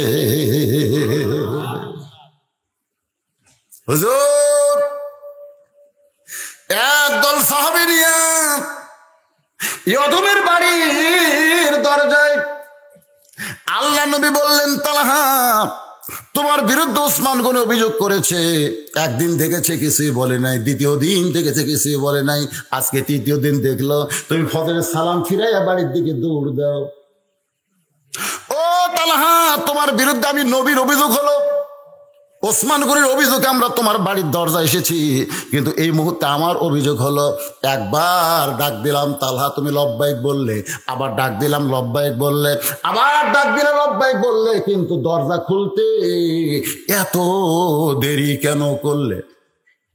এমন সময় হয়তো ওমর বলে, ইয়া রাসূলুল্লাহ আমার একটা অভিযোগ আছে। সমস্ত সাহাবীরা বলে, ওমর তুমি এবার কি অভিযোগ করবা? ওমর বলতেছে, আমি বাড়ির চারিধার ঘুরতে গিয়া পাত্রের ফাটল দিয়ে তাকায় দেখি কচি একটা মাসুম বাচ্চাকে তালহা রশি দিয়া খুঁটির মধ্যে বেঁধে রাখছে। ওই বাচ্চাটা শুধু অঝর নয় নে বাবা মা বলে কাঁদতেছে। সঙ্গে সঙ্গে নবী তালহার দরজায় বসে পড়ে, দরকান সুবহানাল্লাহ। নবী বসে পড়ে এরকম মাটির উপর হাত দিয়ে বলে, তালহা রে তোমার বিরুদ্ধে তাহলে সর্বসাকুল্যে অভিযোগ হলো কয়টা? ধরে বলেন কয়টা? 1 নম্বর অভিযোগ ওসমান করেছে, 2 নম্বর অভিযোগ আমি নবী করলাম, 3 নম্বর অভিযোগ ওমর করেছে মারাত্মক। কারণ আমি রাসূল বলেছি ছোটদেরকে স্নেহ করবা আর বড়দেরকে শ্রদ্ধা করবা। এই হাদিসটা কার? আল্লাহ নবীর হাদিস। ছোটদেরকে স্নেহ করা লাগবে। এজন্য 7 বছর থেকে 6 বছর থেকে আপনি বাচ্চাদেরকে তালিম দিয়া, সুন্দর করে সোহাগ দিয়া, ভালোবাসা দিয়া নামাজকে কিন্তু শিখাইতে হবে। আর 10 বছর থেকে তখন তাদেরকে জোর করে মসজিদে আনতে হবে। একটা ছোট বাচ্চাকে যদি নামাজি বানাবার চান, একটা মানুষকে যদি আপনি নামাজি বানাবার চান, এটা কিন্তু 18-20 বছর বয়সে সম্ভব না। ও যে দুটো একসাথে উঠলো দেখেন, একসাথে উঠছে, আপনি বুঝতে পারবেন না তো। ওর কাছে একটা 3G মোবাইল আছে, মাঝে মাঝে মিস কল আসে, ওই শয়তানের সাথে বেশি সম্পর্ক রাখছে, আল্লাহর সঙ্গে রাখার বয়স আর নাই। ঠিক কথা কন না কেন? ওটা এখন না, ওটা ধরা লাগবে 7 বছর থেকে।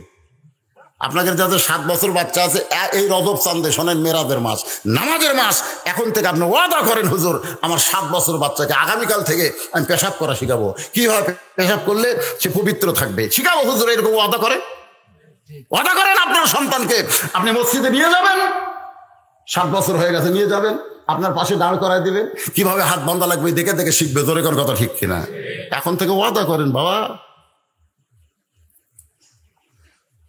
কচি মাসুম বাচ্চাদের স্নেহ করা লাগবে। ও তালহা, তুমি আমার সাহাবী হইয়া তোমার সন্তানকে বেঁধে রাখছো, অথচ আমি নবী কেমন তুমি জানো না? নবী ছোট বাচ্চাদের কেমন করেছেন জানেন না? ঈদের দিনে নবী যাচ্ছেন ঈদের নামাজ পড়ানোর জন্য, নিজের বাচ্চা নাকি ইহুদির বাচ্চা রাস্তায় কান্নাকাটি করতেছে। আল্লাহ রাসূল আস্তে করে বাচ্চাকে এভাবে তুললেন, তোলার পরে গোটা দেহ ঝেড়ে দিলেন।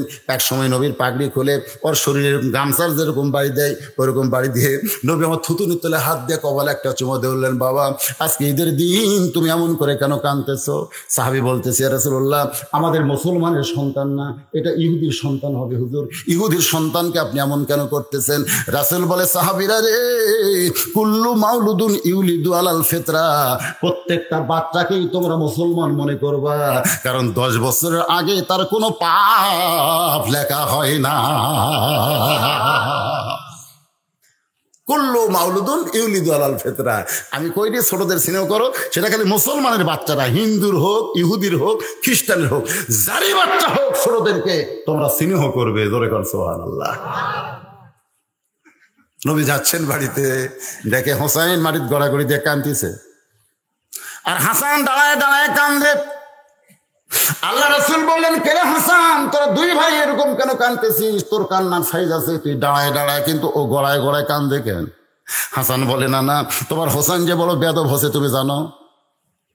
কিছুক্ষণ আগে এক ব্যক্তি ঘোড়ার পিঠে চড়ে গেছে, তখন থেকে বায়না ধরছে ঘোড়ায় চড়বে।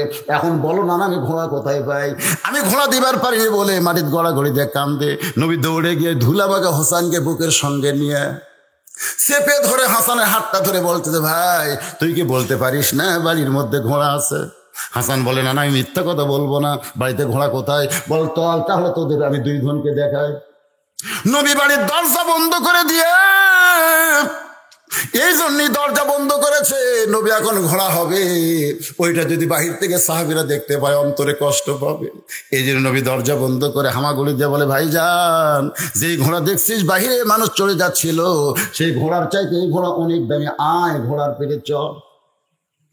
নবী হামাগুড়ি দিয়ে ঘোড়া হয়েছে, হোসেন দৌড়ে গিয়ে ঘোড়ার পিঠে লাফতে চড়েছে, ঘোড়া ঘোড়া খেলবে।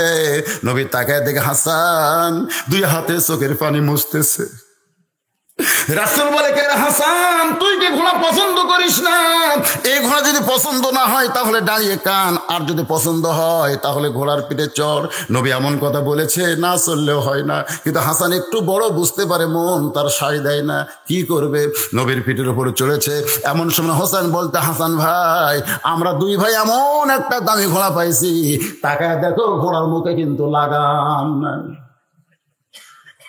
যেই বলছে লাগাম নাই, নবী মুসকে মুসকে হাসের বলে, লাগাম ছাড়া ঘোড়ার পিঠে চড়ে কোনো জায়গায় যাবার চাইলে ঘোড়া কিন্তু সেই জায়গায় তোদের নিয়ে যাবে না। তোরা তো ঘোড়ার পিঠে চড়ে জান্নাতে যাবার চাস, আয় লাগাম দে।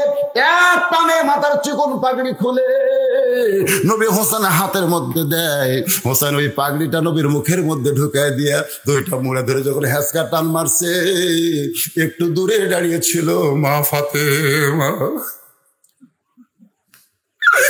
এই দৃশ্য দেখার পরে ফাতেমার কলিজা ফেটে যায়।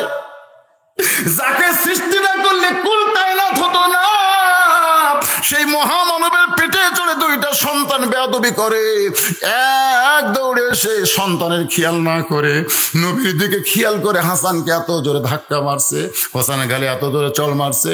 দুইটা ভাই কাঁদতে কাঁদতে যখন দুই দিকে যায়, নবী আমার এতিমের মতন দাঁড়ায় বলতেছে, শিশুকালে মইরা গেছে মা, গর্ভে থাকতে মরছে পিতা, আমি চোখে দেখলাম না। আমার কেউ নাই রে, সবসময় নবী হয়ে থাকতে আমার বড় কষ্ট, সবসময় নবী হয়ে থাকতে আমার বড় কষ্ট। নবী হয়ে তাইফে গেছিলাম, তাইফ ভাই আমাকে পাথর মারছে, নবী হয়ে আমি কত কষ্ট পেয়েছি, একটু নানা হয়ে আমি আনন্দ করতে চাই, এটা অনেকের চোখে সয় না। কেউ নাই। যে দুইটা ভাই ছিল এরা দুইজন তোর ভয় এখন দৌড় মারলো। ফাতেমার সামনে দাঁড়ায় বলে, বাবা আপনি না আমার মা বলে ডাকেন, বাবা আমি আপনার মার সামনে দাঁড়াইছি, এমন করে আপনি কাঁদবেন না, এমন করে আপনি কাঁদবেন না। রাসূল বলে, তুই যদি আমার মা হইতি তাহলে আমাকে এত করে ধাক্কা মারলি কেন? তুই যদি আমার মা হইতি তাহলে আমার গালে চল মারলি কেন? ফাতেমা বলে, বাবা কখন আপনাকে ধাক্কা মারলাম, কখন চল মারলাম? আল্লাহ নবী বলেন, ফাতেমা রে তুই কি আমার কলিজা দেখেছিস? মা তুই কি আমার কলিজা দেখেছিস? ফাতেমা বলে, বাবা আপনার ভিতরের কলিজা বাহির থেকে কেমনে দেখবো? রাসূল বলে, ফাতেমা ওই হাসান হোসাইন হলো আমার কলিজা, ওদেরকে মারলে আমার কষ্ট হয়, তুই কি জানিস না? ফাতেমা কান্দে বলে, বাবা তওবা করলাম, আর কোনদিন আমি হাসান হোসেনকে মারবো না, কারণ ওদের মারলি যদি আপনার কষ্ট হয়। রাসূল বলেন, তালহা আমি যদি আমার নাতিদেরকে এত ভালোবাসি, ছোট বাচ্চাদেরকে এত স্নেহ করি, তোমার বাচ্চা এমন কি অপরাধ করছে বাজান, তুমি কেন রশি দিয়ে তাকে খুঁটির মধ্যে বেঁধে রাখছো? তালহা বলে, হুজুর আপনি সর্বসাকুল্যে তিনটা অভিযোগ নিয়ে উপস্থাপন করেছেন, আমি আগে কোনটা বলবো? রাসূল বললেন, তাহলে 1 নম্বর থেকে শুরু করো। তালহা বলতে, হুজুর আমি আজকে 3 দিন হলে ওসমান গনি দেখেছে, সালাম ফিরানোর পরে বাড়ির দিকে দৌড় দেই, ওসমান গনি আরো দেখতে পাই নাই, এর আরো অনেক আগে থেকে সালাম ফিরালি আমি বাড়ির দিকে দৌড় দেই। সুবহানাল্লাহ বলেন। ওসমান গনি বলছে কয়দিনের কথা, কিন্তু আমি এর আরো আগে থেকেই আপনি সালাম ফেরানোর সঙ্গে সঙ্গে বাড়ির দিকে দৌড় দে। সমস্ত সাহাবীরা বলতে, তালহা তোমার বাড়ির প্রতি এত মহব্বত কেন হলো? নবীর সকাল বেলার আলোচনা না শুনে তুমি বাড়ির দিকে কেন দৌড়াও? আল্লাহ রাসূল বললেন, তালহাকে বলতে দাও। তালহা বলে, রাসূলুল্লাহ আমি মাটির একটা গর্ত করেছি, সেই গর্তের মধ্যে আমার বউকে নামায় দিছি, এই কারণে নামায় দিয়েছি হুজুর, যে কাপড় পরে আমি দরজা খুললাম, আমার গোটা বাড়ি সহ আল্লাহ রাসূলের সামনে দাঁড়ানোর মতন একটা কাপড় ছাড়া আর দ্বিতীয় কোনো কাপড় না। গোটা বাড়ি সহ একটা মাত্র কাপড় ছাড়া আল্লাহ রাসূলের সামনে আছে কাপড়, কাপড় আছে, কিন্তু আল্লাহ রাসূলের সামনে দাঁড়ানোর কাপড় লাগবে না। রাসূল আসরের নামাজের পরে এসে ফাতেমাকে সালাম দিলেন, আসসালামু আলাইকুম, আসসালামু আলাইকুম আহলাল বাইত মা ফাতেমা। রাসূল সালাম দিলেন, ফাতেমা দৌড়ে এসে দরজা না খুলি কান্না শুরু করে দিলেন। রাসূল বলে, ফাতেমা কান্দিস কেন মা? আমি একটু তোর সঙ্গে দেখা করতে চাই, একটু দরজা খোল, তোর মুখটা দেখবো। ফাতেমা বলতেছে, বাবা আপনার ফাতেমাকের ছোট্ট আছে নাকি যে আপনি যখন তখন এসে দরজায় ডাক দিবেন আর ফাতেমা দরজা খুলবে? রাসূল বলতেছে, ফাতেমা কি হয়েছে? বলে, আমার পরনে এমন একটা কাপড় রয়েছে শুধুমাত্র হাসান হোসেনের বাবা ছাড়া পৃথিবীর আর কারো জন্য দরজা খোলা যাবে না। ফাতেমা বলতেছে, আমার পরনে এমন একটা কাপড় আছে যে কাপড় পরে শুধুমাত্র হযরত আলী ছাড়া হাসান হোসেনের সামনেও দরজা খোলা যাবে না। কারণ ছেলেরা যখন বড় হবে তখন সবসময় মা কি দরজা খুলতে পারবে? আবার বাবার সামনেও খোলা যাবে না। সঙ্গে সঙ্গে নবী মাথার পাগড়ি খুলে দিচ্ছেন, ও ফাতেমা এই পাগড়ি পরে আমার জন্য দরজা খোল। ফাতেমা বলতেছে, বাবা আপনি যেই পাগড়ি পরে নামাজ পড়েন, যেই পাগড়ি মাথায় পরেন, সেই পাগড়ি পরনে কেমনে দিব? রাসূল বলে, ফাতেমা তুই যদি আমার মেয়ে হইতি তাহলে তোর আমি পাগড়ি পরতে দিতাম না, কিন্তু তুই যে আমার মা। তালহা বলতেছে, রাসূলুল্লাহ আমি একটা মাটির গর্ত করে গর্তের মধ্যে আমার বউরে রাইখা যে কাপড় করে দরজা খুলেছি, কাপড় করে আপনার পেছনে ফজরের নামাজ পড়তে যায়। কারণ পুরুষ মানুষের নামাজ, বিশেষ করে ফরজ নামাজ বাড়িতে হবে। এটা আসতে পেলেন কেন? মসজিদের উন্নয়ন কি আমি প্রায় মাহফিলে বলি না, লোক ধরতেছে না হুজুর দোতলা করা লাগবে, লোক ধরতেছে না হুজুর এ করা লাগবে। লোক ধরতেছে না দোতলা করা লাগবে। ফজরের খবর কি? ফজর হুজুর এক কাতারে হয় না। জোহরের খবর কি? কোনো মতে এক কাতার। আসরের খবর কি? কয় 3 পা কাতার। 3 পা বোঝেন? মাগরিবের খবর কি? কয় 1.5 কাতার। এশার খবর কি? কয় 1 কাতার। তো মসজিদের মধ্যে কয় কাতার? করছে 9 কাতার। তো 9 কাতারের মধ্যে এখনো 2 কাতারই হয়নি, তো দোতলা কাত লাগবে। তখন বলতেছে, ও যে জুমার দিন সবার শেষে এসে আগে যায়, ওই শালাকের জন্য দোতলা করা লাগতেছে। এখন আপনার মসজিদের উন্নয়ন করবেন কোন শালাকের জন্য? হ্যাঁ, ওই জুম্মার নামাজের জন্য? কথা কন না কেন? জুম্মার নামাজের জন্য উন্নয়ন করবেন জুম্মার জন্য? লাইলাতুল মেরাজে, এই যে আগামীকাল যে মেরাজ আসতেছে, এই মেরাজে আল্লাহ রাসূলকে জুম্মার নামাজ আল্লাহ দেয়নি, শুধুমাত্র 5 ওয়াক্ত 70 রাকাত নামাজ দিয়েছে। ধরে কেন সুবহানাল্লাহ। তালহা বলতেছে, যখন মুয়াজ্জিন আজান দেয়, ওই আজান শোনার পরে কোন পুরুষ মানুষের নামাজ বাড়িতে হবে হবে না? হবে হবে। যারা চেয়ার নিয়ে নামাজ পড়ে এদিকে নামাজ বাড়িতে হবে। আমার কথা কি বুঝলেন? আপনাকে বড় হরিপুর মসজিদে কি চেয়ার আছে? হরিপুরের লোক নাই? চেয়ার আছে? চেয়ার মানে কি মুসল্লি চেয়ারত বসে নামাজ পড়ে? নাই, এ কিছু নেই।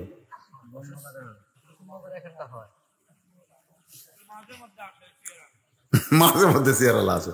শোনে আমি বলি ভাই, এটা কিন্তু বাংলাদেশের সমস্ত আলেমেরা এই ব্যাপারে খুব খুব কড়া কথা বলতেছে। জামাতে নামাজ পড়া কার জন্য ওয়াজিব বলেন তো আপনারা? কিছু মশলা শিখেন। জামাতে নামাজ পড়া কেবলমাত্র ওই সকল মানুষের জন্য ওয়াজিব যারা সুস্থ। এখন যারা কি আর অসুস্থ হোক, পঙ্গু হোক, ন্যাংরা হোক, যাই কানা হোক আর যাই হোক না কেন, নামাজ পড়তেই হবে। যেরকম কথা ঠিক কিনা? যদি দাঁড়ায় না পারো বসা পড়ো, বসা না পারো শুয়ে থাকা পড়ো, শুয়ে থাকাও তুমি না পারো তুমি ইশারা দিয়ে পড়ো, তাও তোমার নামাজ পড়তেই হবে। কিন্তু জামাতে সকলের জন্য না, জামাতে নামাজ পড়তে হবে কেবলমাত্র সুস্থ সবল মানুষের জন্য। আপনারা বলেন তো জামাত কেন হয়েছে? এই জামাতটা কেন? না জানলে বলবেন জানি না, অন্যায়ের বিরুদ্ধে প্রতিবাদ করার জন্য নামাজের মাধ্যমে রাসূল সাহাবীদেরকে জামাত করেছে। অন্যায়ের বিরুদ্ধে প্রতিবাদ করা, তুই সিয়ালে বসে তুই কি অন্যায় করবো? লিজি লড়ে পারে না, চিন্তা করে দেখে। এই জন্য আমি সিয়ারওয়ালাদের বলবো, অনুরোধ করে, আপনি যদি বসে থেকে পড়তে অসুবিধা হয়, হাঁটুর যদি লাগে, আপনি সিয়ারত পড়েন, বাড়িতে পড়েন, মসজিদ দেখেন। আল্লাহর বান্দারা মনোযোগ দেন। কি কষ্ট পাচ্ছেন? রাত কত হলো রে? শুক্রবারের নামাজ ন্যাংরা পঙ্গু যদি যায়, তাহলে চেয়ার নিয়ে বসে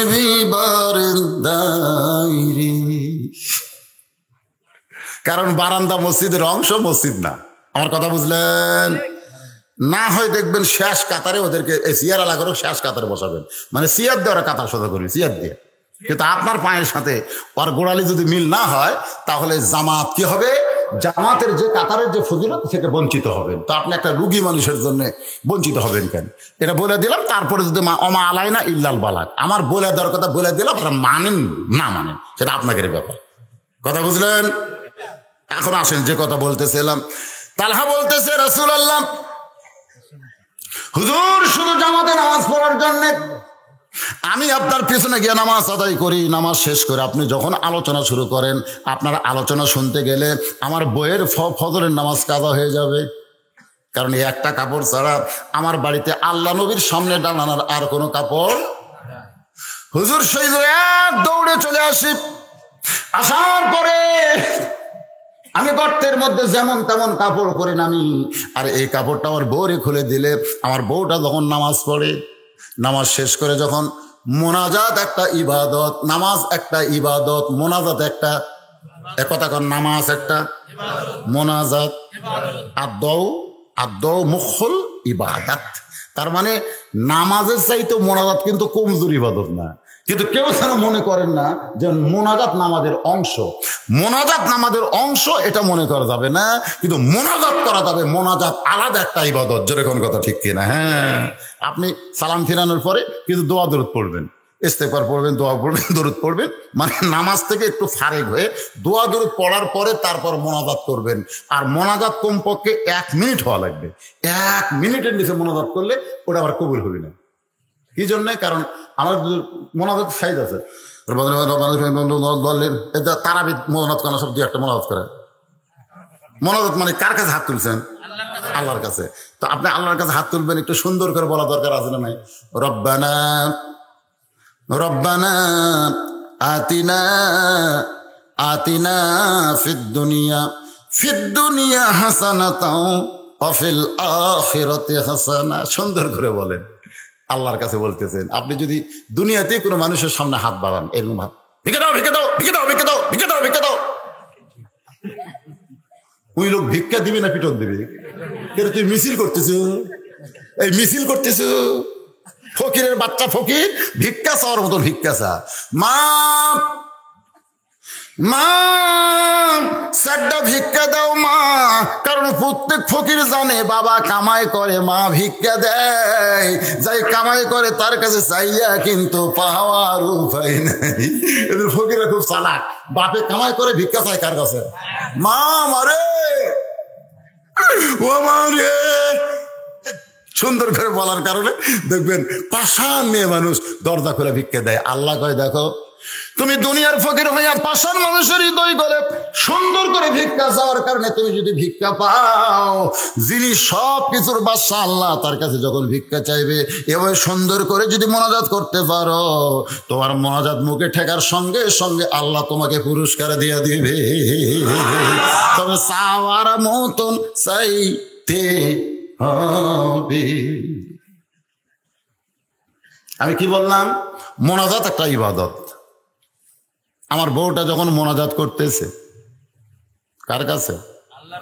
একটা কাপড় নেই, এক কাপড় স্বামী স্ত্রী 2 জন নামাজ পড়ে, কি চাবি? আল্লাহ আমার ভাঙ্গা ঘর ভাঙ্গা করে দাও। এক কাপড় নিয়ে 2 জন নামাজ পড়ি, 1 বস্তা কাপড় দাও। আল্লাহ রে, ক্ষুধার দ্বারা থাকতে পারি না, করবা পোলাও খাও, আল্লাহ দেও। তালহা বলতেছে রাসূলুল্লাহ, আমার বউটা আল্লাহর কাছে কাঁদতেছে আর বলতেছে, আল্লাহ এত কষ্টের মধ্যেও যে তোমাকে সিজদা করতে পারতেছি, এত কষ্টের মধ্যেও যে তোমাকে রুকু করতেছি, এত কষ্টের পরেও তুমি আমার মতন অধমকে দিয়ে যে তোমার নামাজ পড়ায় নিচ্ছ, এজন্য তোমার দরবারে শুকর আদায় করতেছি। তালহা বলে, রাসূলুল্লাহ আমার বউটা যেমন এমন করে মোনাজাত করতেছে আল্লাহর কাছে, ধরে কোন কার কাছে, এমন সময় দরজায় এসে আপনি তালহা তালহা বলে ডাকতেছে। হুজুর আমার কলিজা ফেটে যায়, নবী আমার দরজায় ডাকতেছে, কিন্তু এমন একটা কাপড় পরে আমি আছি যে কাপড় পরে দৌড়ে এসে দরজা খুলতেও আমি সাহস পাই না, আবার আমার বউকে হ্যাঁচকা টান দেওয়া যে গর্তের মধ্যে নামাবো সেই সাহস আবার হয় না, কারণ আমার বউ ডাকতেছে কাকে, আর আপনি ডাকতেছেন আমাকে। যখন আমার বউটার মোনাজাত শেষ হয়ে গেল, আমি এক টানে গর্তের মধ্যে নামাই দিয়ে যেমন তেমন কাপড় পিছে আমার বউটা গর্তের মধ্যে আছে, আর বইয়ের পরনের কাপড় খুলে সেই কাপড় পরে আপনার জন্যে দরজা খুলেছি। ওসমান গনি খালি পাগলের মতন কাঁদতেছে। তালহারে না জেনে না বুঝে তোমার বিরুদ্ধে অভিযোগ করেছে, ভাই আল্লাহর হস্তে তোমার কাছে আমি মাপ চাই। আল্লাহ নবী বলে, ওসমান তুমি যদি অভিযোগ না করতে বাজান তাহলে তালহার এই অবস্থা আমরা কেমনে জানতাম। ও তালহা, তোমার কসি মাসুম বাচ্চাকে রশি দিয়ে খুঁটির মধ্যে কেন বেঁধে রাখছো? তালহা বলতেছে, রাসূলুল্লাহ আমি আমার সন্তানকে আমার জীবনের চাইতো ভালোবাসি। সুবহানাল্লাহ কন না কেন? আমি আমার সন্তানকে অত্যন্ত ভালোবাসি হুজুর। ওমর ফারুক বলতেছে, ছোট মাসুম বাচ্চাকে রশি দিয়ে খুঁটির মধ্যে বেঁধে রাখা এটা ভালোবাসার লক্ষণ? তালহা বলতেছে, রাসূলুল্লাহ ওমর ভাই যে কথা বলতেছে যে আসলেই তো কচি মাসুম বাচ্চাকে রশি দিয়ে খুঁটির মধ্যে বেঁধে রাখা এটা কি ভালোবাসা? ইয়া রাসূলুল্লাহ আমার সন্তানকে আমি দুনিয়ার জন্য নয় আখিরাতের জন্য ভালোবাসি। জোরে কোন সুবহানাল্লাহ। কারণ আল্লাহ কোরআনে বলেছেন, বাল তুসিরুনাল হায়াতাদ দুনিয়া ওয়াল আখিরাতু খায়রু ওয়া আবকা। আল্লাহু আকবার। তুচ্ছ দুনিয়ার মোহে তুমি পাগল হয়েও না, আমি আল্লাহ চিরস্থায়ী আখিরাতকে তোমার জন্য সুন্দর বানায় দিব। জোরে কোন সুবহানাল্লাহ। আমি আমার সন্তানকে আখিরাতের জন্যে অত্যন্ত ভালোবাসি। আল্লাহ নবী বললেন, তালহা প্রমাণ দাও। প্রমাণ কি? বলে, হুজুর এই যে খেজুর গাছ দেখতেছেন, হুজুর আমার বাড়ির দরজার সামনে যে খেজুর গাছ দেখতেছেন, এই খেজুর গাছের মালিক হলো একজন ইহুদি। আজ কয়েকদিন হলো খেজুরগুলো পাক ধরেছে, লোহাওয়া ওই পাকা খেজুরগুলো টপ টপ করে গাছের গোড়ায় পড়ে। আমি একজন মুসলমান, আমার সন্তান ইহুদির গাছের খেজুর খাবে, আমি কেমনে সহ্য করব? আমি যখন ফজরের নামাজ পড়তে রওনা দিলাম, এমন সময় মন বলতেছে, তালহা তুমি তো ফজরের নামাজ পড়তে যাচ্ছ, তোমার সন্তান যদি ঘুম থেকে চেতন পায়, আর চেতন পায় দরজা খুলে যদি ইহুদির গাছের খেজুর খায়, তুমি একজন মুসলমান, তোমার বাচ্চা ইহুদির গাছের খেজুর খাবে, কেমনে হবে? ইয়া রাসূলুল্লাহ আমি এক দৌড়ে ঘরের মধ্যে গেলাম, আমার ঘুমন্ত সন্তানকে কাঁধে নিলাম, কাঁধে নিয়ে মসজিদ দিকে রওনা দিলাম। রাস্তার মাঝখানে গিয়ে আমার মন বলতে, তালহা রে তোমার বাচ্চার উপর তো নামাজ ফরজ হয় নাই, এত ছোট্ট বাচ্চা তুমি মসজিদে নিয়ে যাবা, ঘুম থেকে চেতন পাবে, যখন তোমরা নামাজ শুরু করবে তখন বাচ্চা যদি নামাজ নষ্ট করে দেয়। হুজুর বাড়িতে রাখতেও ভয় করি, মসজিদে নিয়ে যাই তো ভয় করলাম, কি করব? তখন আমার ঈমান বলতেছে, তালহা দুইটা বিপদ থেকে যদি তোমার সন্তানকে বাঁচাবার চাও তাহলে অন্তত কিছু সময় গরু ছাগল আবাদ খায়। গৃহস্থ যদি তাকে বেঁধে রাখে, ওই গরু ছাগল কিন্তু আবাদ খাইতে পারে না। তোমার সন্তানকে ইহুদির গাছের কন্যা খেজুর থেকে বাঁচাবার যদি চাও তাহলে কিছু সময়ের জন্য দড়ি দিয়া বেঁধে রাখো। ইয়া রাসূলুল্লাহ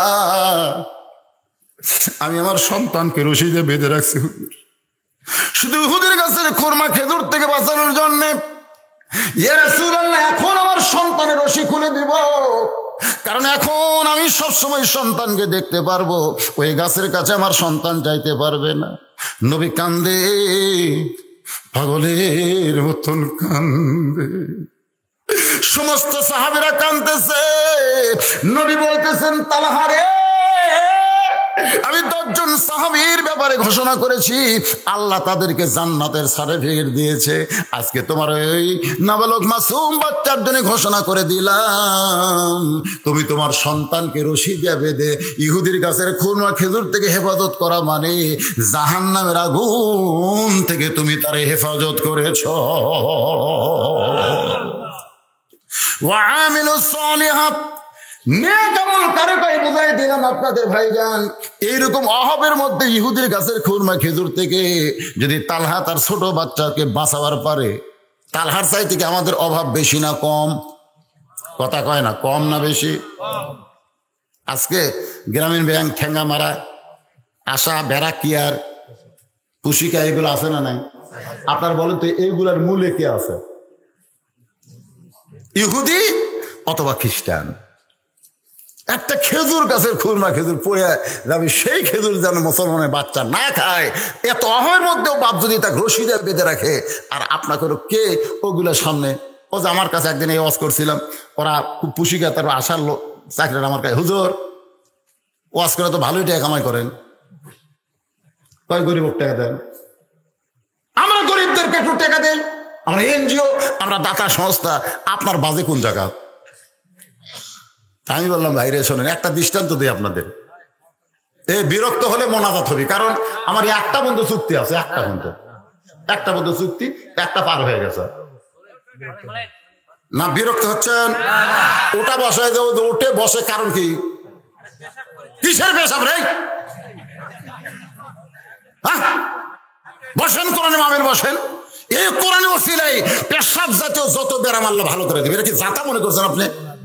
পেশাব লাগার পরে একটু ধৈর্য ধরে নারীরা ওয়াজটা শেষ করে পেশাব করে দাও, দেখবেন পেশাব জাতীয় ব্যারাম আল্লাহ ভালো করে দিল।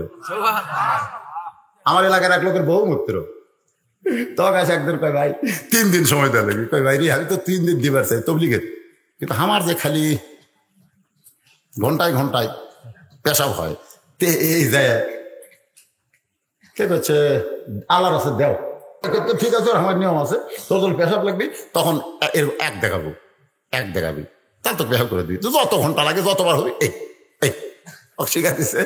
আর আমি যাই কাছে, ওই যখন এক তুলবি আপনি যান ছুটি দেন না, আমির করছে।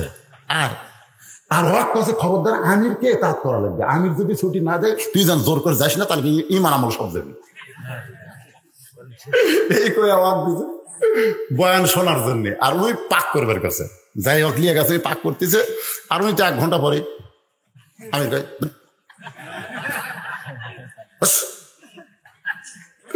তখন ওর তো পেশাব করছেন, মানে বাইর হয়ে যায় ভাব।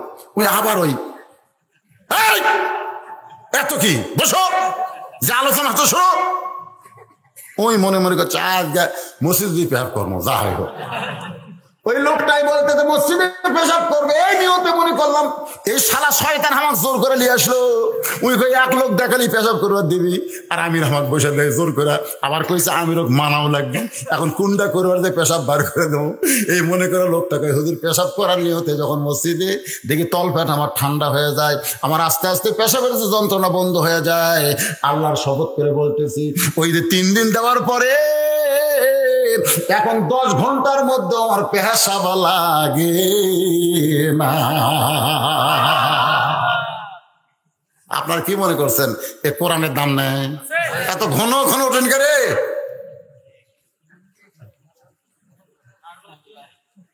ওঠেন না বাবা, ওঠেন, একটু ধৈর্য ধরেন, এই শেষ পয়েন্টটা শোনেন, অত্যন্ত গুরুত্বপূর্ণ কথা। তো এনজিওরা যখন আমাকে বলতেছে, হুজুর আপনি তো, আমরা হলাম দাতা সংস্থা, আমরা মানুষের উপকার করি, ঘর বাড়ি বানিয়ে দেয়, গরিব মানুষের ধনী করে দেয়, বহু কিছু করি, আপনার সহ্য হয় না? আমি বললাম, শোনো একটা গল্প শোনো। এক লোক 2 বিয়ে করছে। কয় বিয়ে? 2 বিয়ে হলে 2 বউ মনে করতেছেন কি ওরা কি বোন হয় না সতীন হয়? সতীন। এমনকি মেয়েরা বেহেশতের হুরকেও সতীন মনে করে।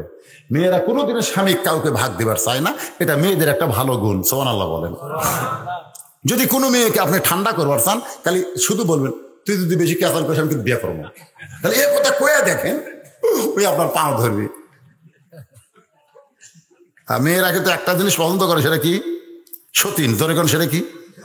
কিন্তু ওই দুই বিয়ে করছে, দুই বিয়ের আবার একসাথেই বাচ্চা হচ্ছে, এই 15 দিন 20 দিন কম বেশি দুই সতীনের 2 বাচ্চা ছেলে হয়েছে। কিন্তু গ্রামের মধ্যে একটা খবর রটে বলল, সতীন তার সতীনের বাচ্চাকে সহ্য করতে, সতীন তার সতীন নিজের বাচ্চাকে পছন্দ করে না কিন্তু সতীনের বাচ্চা ভালোবাসে। এক সতীন তার নিজের বাচ্চাকে ভালোবাসে না কিন্তু সতীনের বাচ্চাকে ভালোবাসে। তো গ্রামের লোকজনকে এটা কখনোই হতে পারে না, সতীনের শত্রু। আর এটা কেমনে হয়? তো এক মেয়ে মানুষকে তাহলে তদন্ত করা দরকার। তো এক মহিলা তদন্ত করে যায়, দেখে মাটিতে একটা পড়ে যায়, প্যাঁ প্যাঁ করে কান দিচ্ছে, আর একটা কলোনিয়া বাবু তো বাবু করতেছে। তো এখন বলতেছে কান দেখে আমার কলজার টুকরা কান দিচ্ছে। কোলত কি কয়? আমার শত্রু। তো তোর কলজার টুকরা কানতেছে আর সতীনের সন্তান শত্রু কোলত নিয়ে তুই বাবু তো করতেছ, কারণ কি? এটা গোটা পাড়ার উঠে গেছে, ভিতরে ঢুকে দেখতেছি একই অবস্থা। এর মধ্যে মহা কারণ আছে। তবে সেই কারণ কি? ঘরের মধ্যে আয়, ওটা বেড়া খাওয়া যাবি না। তো ঘরের মধ্যে যা বলতেছে, শোন আমার স্বামী হলো গরিব মানুষ, যে কোনো সময় স্বামী মরে যাবি, এই সোল বলের কামায় আমাকে খাওয়া লাগবে। তা আমার ডাক মাটির থুজি, ওই কান দিচ্ছে মানে কি দেখতেছো? ওই যত কান দিচ্ছে হাত পাও মারতেছে আর ব্যায়াম করতেছে, কান দিচ্ছে হাত পাও মারতেছে আর ব্যায়াম করতেছে, ওই ব্যায়াম করতেছে। আর মাটির থর কারণ হলো মাটির আট কানেকশন ওর দেহের মধ্যে ঢুকতেছে, রোদে পুড়তেছে, মাটি আসন পাচ্ছে। ওই বড় হয়ে যদি 10 ঘন্টাও রোদে পুড়ে পানি ভিজা কাম করে, ওর সর্দি গরমি হবি না, ওর শরীরে দুর্বল হবি না, এক্সারসাইজ করতেছে আমি। আর এটা কোলতলে বাবু তো করা মানে এখন লুলা করে দেবো, এক পঙ্গু করে দেবো, ইদান ভিক্ষা করে খা। হাই রে হাই ষড়যন্ত্র রে। আমি তো এনজিওরা হচ্ছে একই মাল, একই অবস্থা। এরা মুসলমানের ঈমান আমল পঙ্গু করার জন্য এরা আমাদেরকে সাহায্য করতেছে। আসলে সাহায্য না, সাহায্যের নামে আমাদের সঙ্গে শত্রুতা করতেছে। দরকার কথা ঠিক পঙ্গু করতেছে না। ইমান একটা গ্রামীণ ব্যাংক মেয়ে মানুষ দেয় কিস্তি নিবে, মেয়ে মানুষকে আর মেয়ে মানুষ কিস্তি নিয়ে শতকরা কত টাকা সুদ দেয় আপনি কি হিসাব করে দেখছেন? যেদিন আপনি টাকা নিলেন পরের সপ্তাহ থেকে আপনার কাছ থেকে সুদ নেওয়া শুরু করলো। আপনি ব্যাংকের টাকা নিলে 1 বছর পরে সুদ নিবে, আর এরা পরের দিন থেকে কত পার্সেন্ট সুদ নিচ্ছে আপনি কি জানেন? সুদের 1 টাকা খাওয়া, সুদের 1 টাকা দেওয়া আর 1 টাকা খাওয়া কত বড় পাপ, এটা মুসলমানের জানার দরকার আছে না নাই? দরকার আছে না নাই? এই জন্য ভাইজান একটু শতভাবের মধ্যেও যদি পড়েন, আল্লাহ রাসূল বলেছেন তোমাদের কঠিন যদি অভাব হয় তাহলে আমি তোমাদের একটা দোয়া শিক্ষা দিব। প্রত্যেক 5 ওয়াক্ত নামাজের সালাম ফেরানোর পরে এই দোয়াটা যদি তোমরা 5 বার 7 বার পড়তে পারো, আমি রাসূল বলছি 40 দিনের মধ্যে অভাবের দরজা তোমাদের আল্লাহ বন্ধ করে দিবে, বরকতের দরজা আল্লাহ তোমাদের জন্য খুলে দিবে। সমস্ত সাহাবীরা বললেন ইয়া রাসূলুল্লাহ তাহলে আমাদের দোয়াটা বলে দিলে হয়। আল্লাহ রাসূল বলছেন আমি ওয়াদা দিলাম 40 দিন। ধরে কোন কয় দিন? 40 দিন 5 ওয়াক্ত নামাজের যে ইমাম সালাম ফিরাবে, যদি ইমাম সালাম ফিরে দেরি না করে, মোনাজাত যদি করে, তাহলে মোনাজাত আগে করে পরে তোমরা দোয়া পড়বে 5 বার 7 বার, ছোট্ট একটা দোয়া। সাহাবীরা বলে হুজুর দোয়া শিক্ষা দেন হুজুর, আমরা এখন থেকে রেজেকের পেরেশানি থাকতি না। অন্তত আল্লাহ রাসূল বলতেছে লিখে নাও 40 দিনের মধ্যেই আল্লাহ তোমাদের অভাবের দরজা চিরতরে বন্ধ করে দিয়ে রহমত আর বরকতের দরজা খুলে দিবে। সুবহানাল্লাহ। এখন দোয়াটা কারা কারা শুনবেন? হাত তোলেন লিল